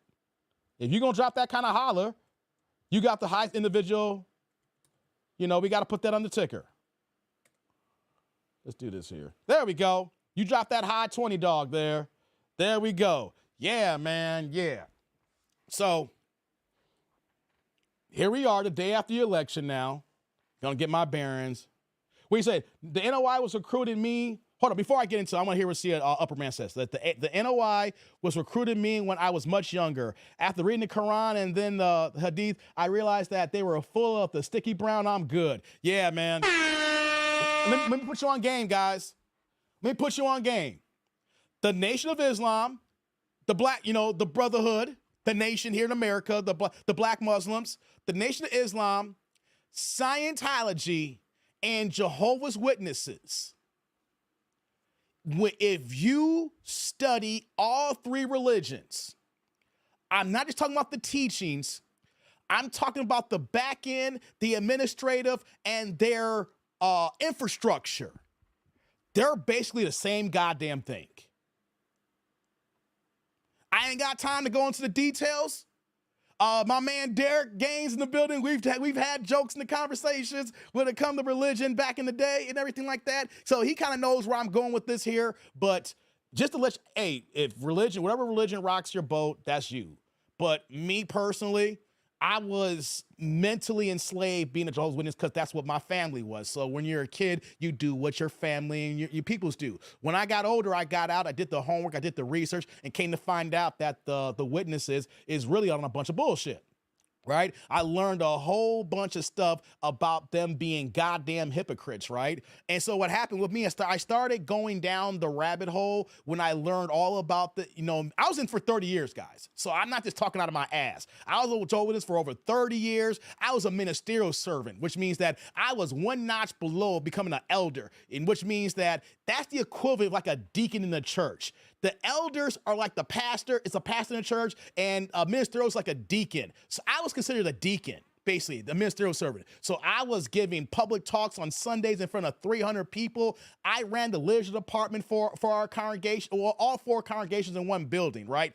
I actually physically touched every piece of literature that the JWs produced up until I left the organization in 2009. And me touching it, and the guy I am, I'm OCD, I've read all them shits. That's why when you see me talking, I can talk for hours, things of that nature. I will give them that because they help me get the gift of gab, and as far as like talking and being presenting and being a public speaker. But the whole brainwashing shit like that, the Jehovah's Witnesses, the Nation of Islam, and Scientology on the back end, they're all one and the same.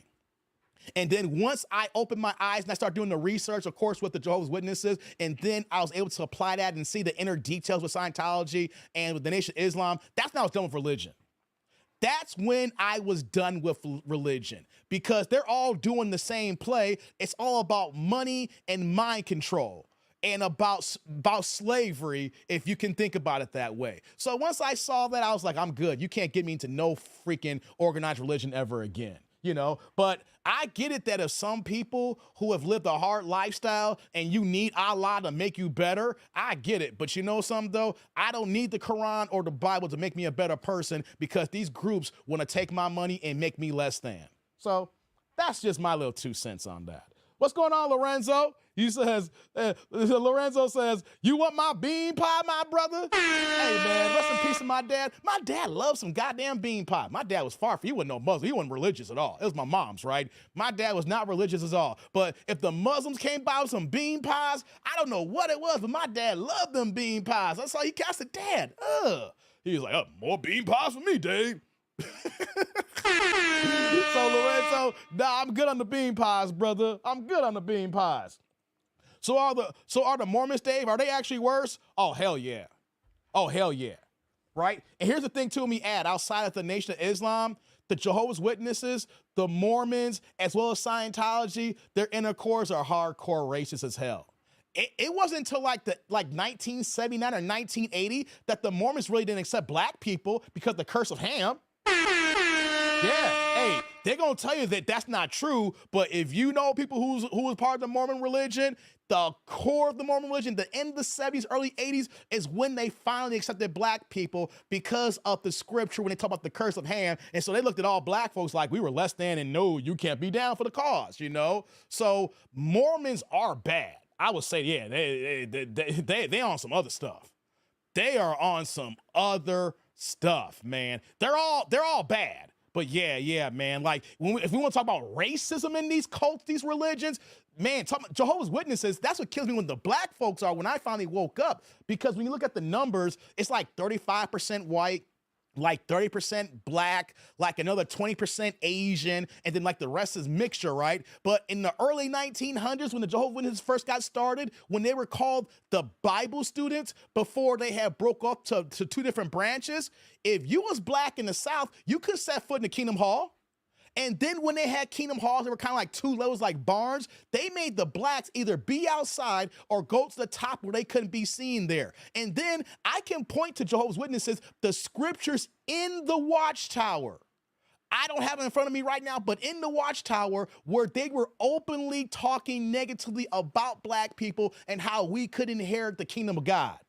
So, yo, I'm gonna pause right there, because that's my religion's my bag. I mean, when I talk about religion, the origins of these religions, because I studied and went through the whole rigor. And when you open up your mind and see this shit, you're like, oh my God, they're just taking our money and got us enslaved so that we can do what they want to do to their beck and calling here. But man, organized religion, I mean, I get it how you think Jesus can make you a better person, but we're human beings and we're naturally born with morality traits. And if you have good parents that's going to teach you right and wrong, you really don't need these organized religions. I understand how you want to have a close relationship with God, but if you understand these organizations, man, they are damn dog evil, and they will have you lose your life and lose your family. Man, I'm just keeping it a buck with you guys. Hey, shout out to y'all who love religion. You got your gods and things of that nature. Me and mines, I'm good on that, man. And here's the thing, too, when people try to curse me down saying, well, you know what, God don't like ugly, or, you know, I look at it like this. If God created me, he knows my brain workings, and if he is the creator of all things, he should be able to understand why I have these doubts, and I should be able to have his favor because God's people is the one that let me down. So he should give me grace knowing that I can't put myself in these situations because I've been burned too many times. So don't come for me saying that, oh, God's going to do this or God's going to do that or some bad thing's going to happen to you like what Roland Martin is saying. No. Blame the people for putting me in this position, like I said earlier, or blame the Democrats for Kamala Harris losing. Man, oh man. Let me go back to the chat here. You're agnostic, Pooh, man. I dig with that, man. I dig that, yeah. Swan, my brother, don't be a menace. When he got locked up, he was cooking bacon in the jail cell. Come on, Upper Man. You know me, brother. Me and you lockstep here. You know my pop culture references. You gonna quote a movie, baby. You know I got you. Red fish, blue fish. Give it down today. A bone, knick-knack, caddywhack. Oh, I think my bacon's smelling fine. Yes. So is Muslims and Catholic? I don't know what you mean by that, Vince. Are you trying to say they're the same or worse? I'm missing that there. Sorry. Upper Man, don't be a mess. Yeah, you're right. Cursed is what they think or want us to believe. Yeah, they believe we're cursed.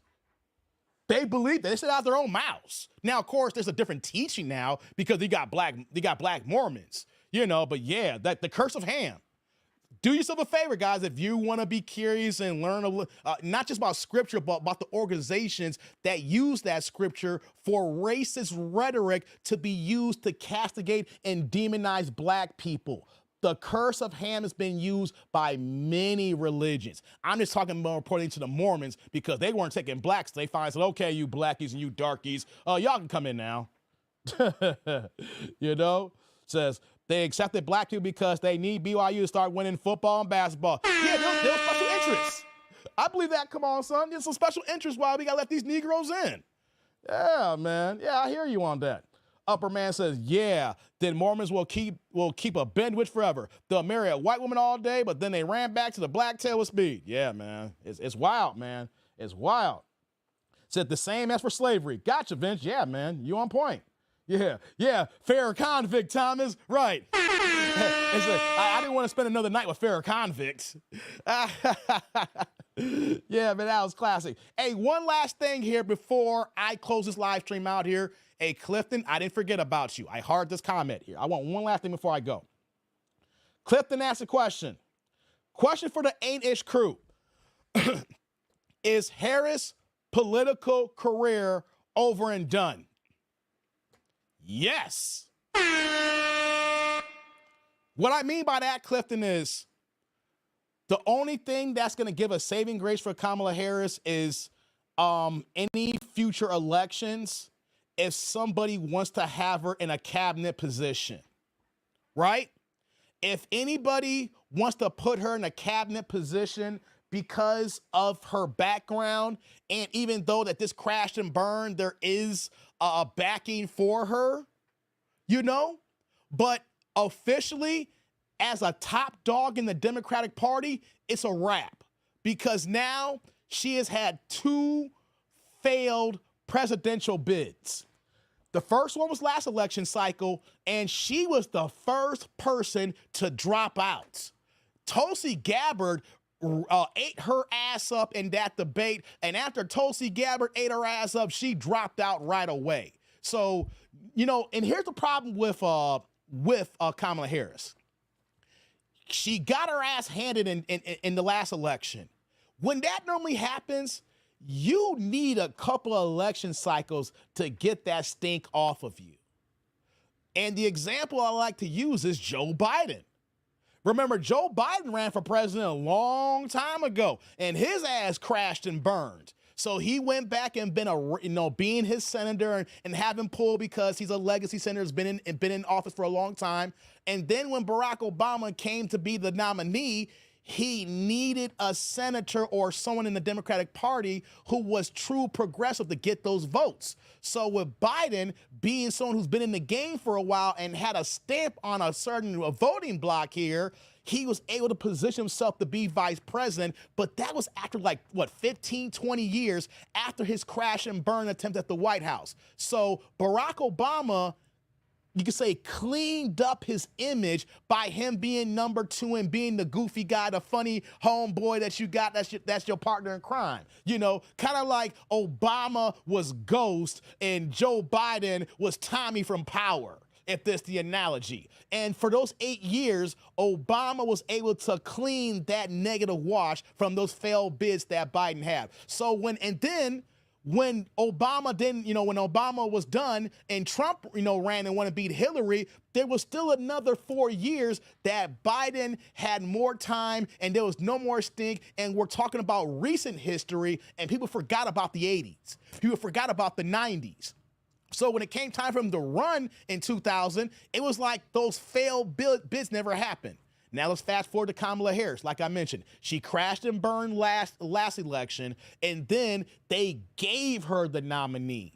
The Democrats circumvented the democratic process where we didn't even have a convention. We didn't get a chance to see if RFK was going to be the guy we wanted to be in the Democratic, who wanted to be the nominee. Or we didn't get to see if Kamala could actually win out those debates and get the nomination. Or any other, we didn't see if even Gavin Newsom wanted to get in the race and wanted to actually be the nominee. Since we didn't have that, they hand-delivered the election to her per se.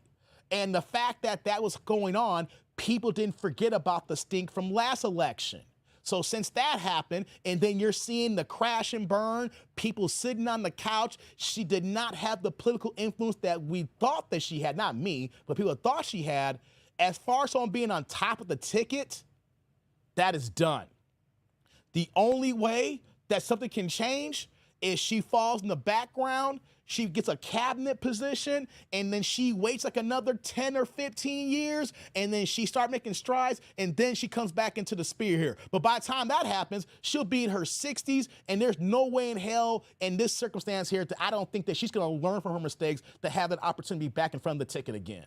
So Clifton, I don't know if you agree with me or not. I don't know if anybody in the chat agrees with me or not, but if you have back-to-back crash and burn election, presidential bids, the way it went down, the Democrats know you are not reliable.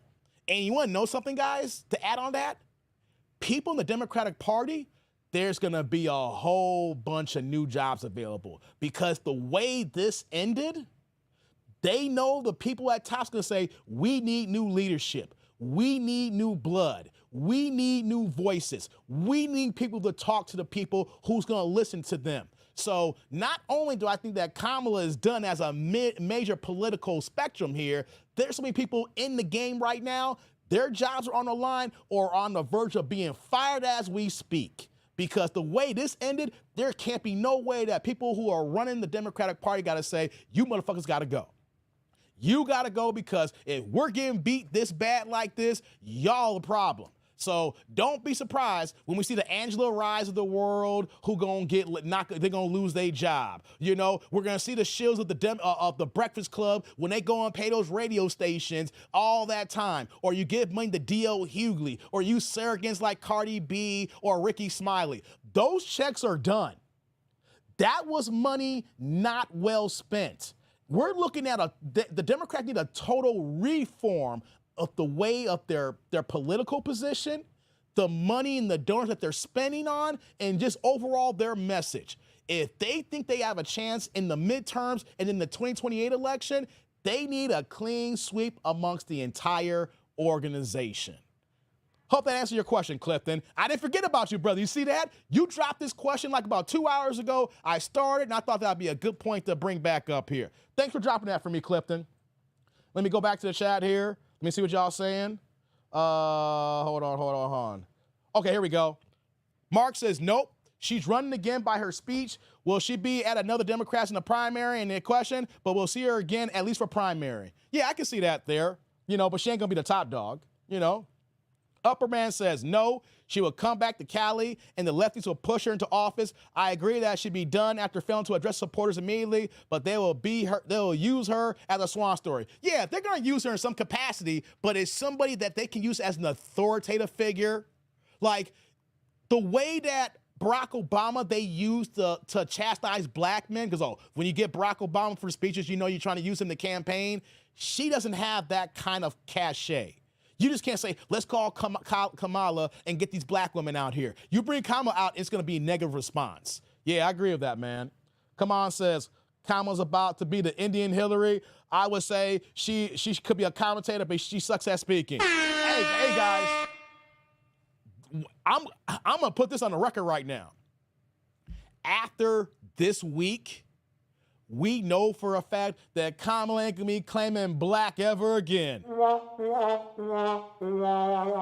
I can quote Dave Chappelle from the Black Racial Draft when he was playing Tiger Woods, let me do an ad lib and change up a little bit. She's probably saying right now, goodbye, fried chicken.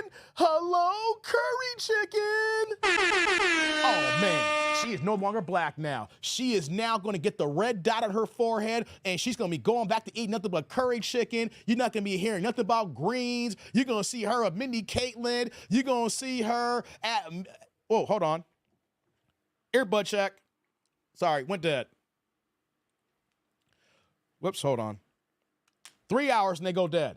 You're going to see her hanging out with Mindy Kaling. You're going to see her at other rallies. She's going to have a red dot. It's going to be curry chicken all day, every day. Fried chicken's out the ball game now, man. For real talk. That's what we're going to do here, man. Nah, she done. On the national scale, yes. Gotcha, man. AD says, most likely done. She didn't want this. Even if she wanted it, she couldn't get it. That's what it is. She in her mid-50s, ain't she? Yeah, she is. So, especially when you think about the next elections and the time, that's like I was talking about, you need time to get over this stink. She's old. She's too old where she don't got enough time for that stink. Because if we didn't vote Hillary in at her age, because Hillary was in her mid-60s, knocking on 70 when she ran, 8 years ago? So if you got Hillary at her age who didn't win, it's going to be hard for Kamala to come back at her age. It's going to be damn near non-existent. Mark says Cardi B, she has given her the last concession speech. Oh, you wildin', dog. She'll be in her 70s. He's almost already 60. Yep, you're right. Come on, son. Yeah. Oh, she is 60 now? Thank you for the update, Lou. Oh, yeah, it's a wrap then. Thank you for that. I thought she was like 58 or something. If she's 60 now, oh, yeah, cancel Christmas, man. Cancel Christmas. Thank you for that update. Says, they need some young blood. Exactly. That's how Barack won. Barack was this young dude who came in with a little bit of swag, and then you got these old cats like John McCain and what's his name? I forgot the other cat who ran. Yeah, man, you got these old dudes, and you get a young dude who can talk and got charisma. Yeah, it's a different ball. You need some new blood. Yeah, young blood. Says, Beyonce got a nice $10 million for 5 minutes. That check was good. Yeah, I mean, that's what Beyonce gonna do for Beyonce. You got to pay for that. Vince says, Angela Rye's trash all of them. She should have let run her campaign instead of giving a bunch of yes people around here. Yeah, Vince. You know what, though? In the beginning, I used to like Angela Rye because I thought she was so goddamn fine. I mean, I wanted that light skin. I wanted that light skinnedness, right? But then you want to know something, Vince? She started talking. She started talking. And you know what I said? Just because you fine, that don't mean a goddamn thing. Yeah, man, I can't stand her, man. And any time that you try to talk with her and you don't agree with her, she will disrespect you, be loud and overtalk you, and won't let you get your point in. Much like a lot of Democrats. You know what I mean? Says wasted over $1 billion on her. You got that right, man. The old timers from both houses need to retire. Yeah, I agree with you on that, Thomas. T. Orlando says maybe she can be Mitt Romney. That's what I think about Mitt Romney. Yeah, nah, I think Mitt Romney would beat her. I think that we have part of the people in this country here that look at Mitt Romney as old Republican status. And if you had a taste for that you want that old thing back. You want that old Republican. You want that old thing back. There'll be people who would vote for Mitt Romney over Kamala Harris because as far as the Republican situation, they'll be like, yo, we want to go back to old school progressive Republicans. He'll have a better chance than her, and he's older. Yeah. Grid says They back her up. All these donations again. Yeah, all them damn donations, man. Mango curries, fire. Yo, man, I'm about to cook me some jerk chicken tonight, man. I had marinated some chicken wings and everything like that. I got them waiting for me right now. All I got to do is go ahead and start the cooking. I can't wait to eat, man. But you can keep that curry chicken. Give me fried chicken, baby. I'm down for the fried chicken. I'm down for that fried. Yeah. Said she was black for her summer. Hard times. Yeah, man, it's hard being black, guys. It's hard being black. Yeah, thanks for the update. She's actually 60. Thanks for that update. Yeah, she's done it. She's actually, I thought she was like 57, 58, but if she's actually 60, guys, oh yeah, she a wrap. You trying to tell me she's going to try to run again in 2028 after how bad this failed? No, the Democrats wouldn't even allow her to run. They'd be like, no, sit your black ass back here. We're going to let all these other folks run here. You already fucked it up for us here. You had your chance. Raw ground chucker lean. Hey, stop it, Vince. That's why her speech was as dead as a graveyard. She was there for that check. Kamala's party made $1 billion. $10 million ain't much for Beyonce backing. But here's the thing, though. Beyonce was only up there for like 5 minutes. Beyonce was there for 5 minutes, man. So 5 minutes to get that kind of check, man, that's a win. I'm not a Beyonce fan like that, but that's a win to get a check like that, man. Straight finesse status. Straight got finesse. Upper man says, LOL, she most likely will end up back on the Senate or in Congress, or she will use her loss and the Cali lefties to do so. Actually, her intentions were trying to get into the Supreme Court. Well, for her to get into the Supreme Court, she's going to need a Democrat in office as a president. So maybe in a couple elections or two, but we're looking at 2028 or 2032. That's a long time, man, to try to wait for a Supreme Court justice position, and that's if a Democrat wins the presidency and then someone dies during the process where you got to appoint a new Supreme Court justice. That's a lot of ifs, upper man. I see what you're saying. That could be her best play.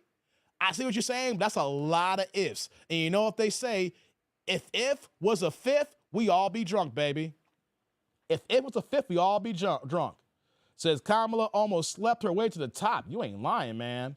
Dave, did you hear about the dance party of Beyonce song? Yes, I did, man. Hey, Mark, that was goddamn comedy. I did hear that, man. I think, Pinball, did you email me that too? I got a lot of emails on that. I'm trying to think of Pinball actually emailed me that too. Yeah. Says when B-dubs talk, it's trash. I hear you, man. What's going on, Lisa? The Republicans are prepared for the next 12 years, 4 for Trump and 8 for Vance. Chess, not checkers. Hey, I hear you, Lisa. Good to see you. Glad you checked on in with me, girl. I hope all is well your way. Vince says it's funny how they have billions for campaigns, but $750 for tragedy victims. Exactly. That would hurt Kamala Harris too as well. We had 2 major natural disasters, and we're constantly giving money to migrants coming into this country, and we can only give $750 to the hurricane survivors, and not everybody even qualifies for it. Wait a minute. You're positioning $25,000 for these migrants to get a home, and we can't even give $750 to people who've been taxpayers and been living here the whole goddamn time. I think that hurt her the most, too, with white people. Now, I'm not outside of black people. I think white people, when this happened with the storm last month, that was a death knell for her too as well. Or one of the death knells. I love Curry. Nina Turner for 2028. I like Nina, but I don't think she's going to win anything. Says F. Harris, she hates on black men. I'll never vote for her. Yeah, we're done on her. Exactly, T. Orlando. Exactly. Says Harris is going to start victim blaming because she's too old for Supreme Court. I wouldn't be shocked if we see victim blaming, man. No doubt. He says, that's why they were trying to expand the amount of justice. Yeah, exactly, upper man. That thing pisses me off, too, about the Democrats, right? You lose, so what do? You want to propose by adding more Supreme Court justices so that you can make it in your favor, right? And that's a slippery slope, because if you add more justices to make it in your favor, there's only going to be a matter of time where you're going to go, you go to 9 and then 12, and you're going to keep adding and adding and adding, right? No, man, I did not agree with that when they're trying to add more justices, And that's the ironic thing. People talk about how the Republicans will be on the steal, but they don't see how the Democrats be trying to do the same playbook as well. They both won the same. Says Sarah Huckabee looking good right after the weight loss. She really, Derek? I gotta check that. That's news to me, brother. That's news to me. Says she gave mad money to her own kind. Yep. Republicans stole Obama's nominee. Yeah, that did happen. That did happen to Orlando. And you know why that happened? And I remember I was mad as hell about that. When the Democrats were in that position there, they played too soft, and the Republicans were playing to win. Hey, I can't stand Mitch McConnell, but you got to play his game to win. And they refused to play Mitch McConnell's game. Mitch McConnell knew that they were a bunch of Mitches, pun intended. Right?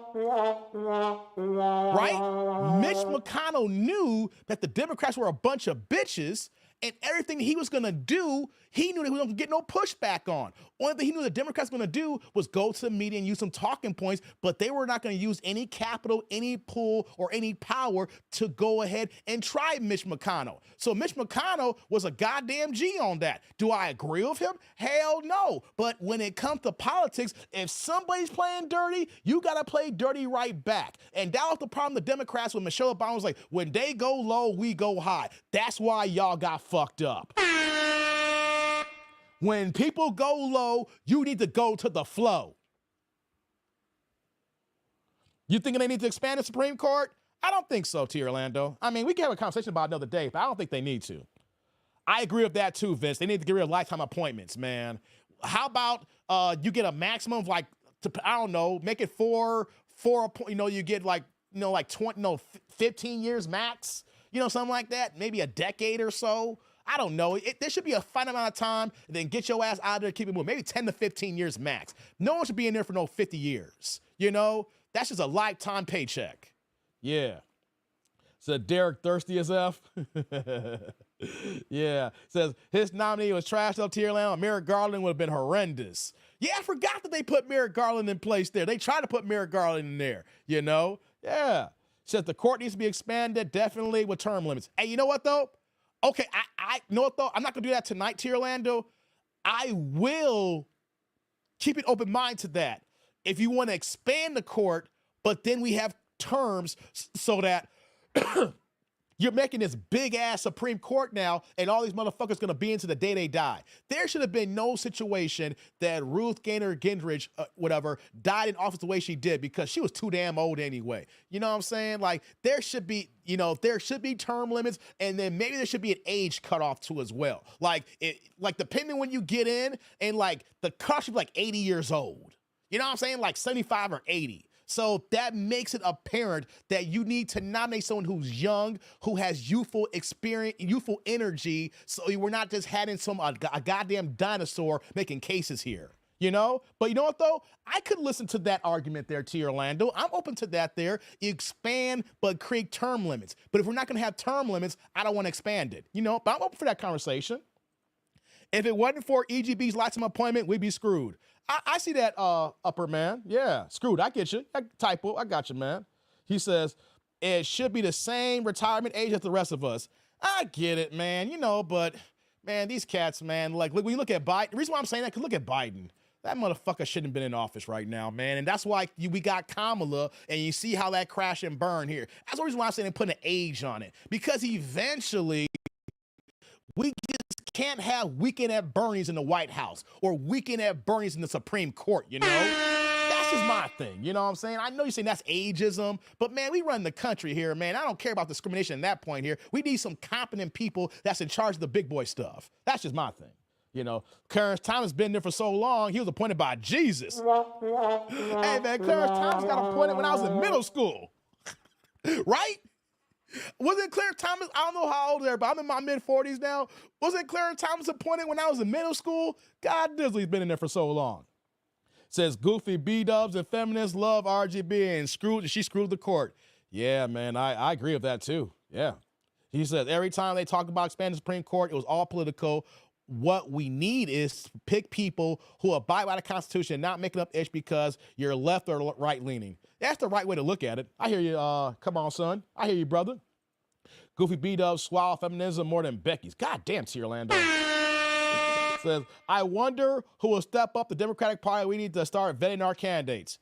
Man, right now, here's the thing. It's going to take time, Clifton, because do you see any person in the party right now that you can say, yeah, I rock with that person. I think that even though I don't like Democrats, that person has a good agenda.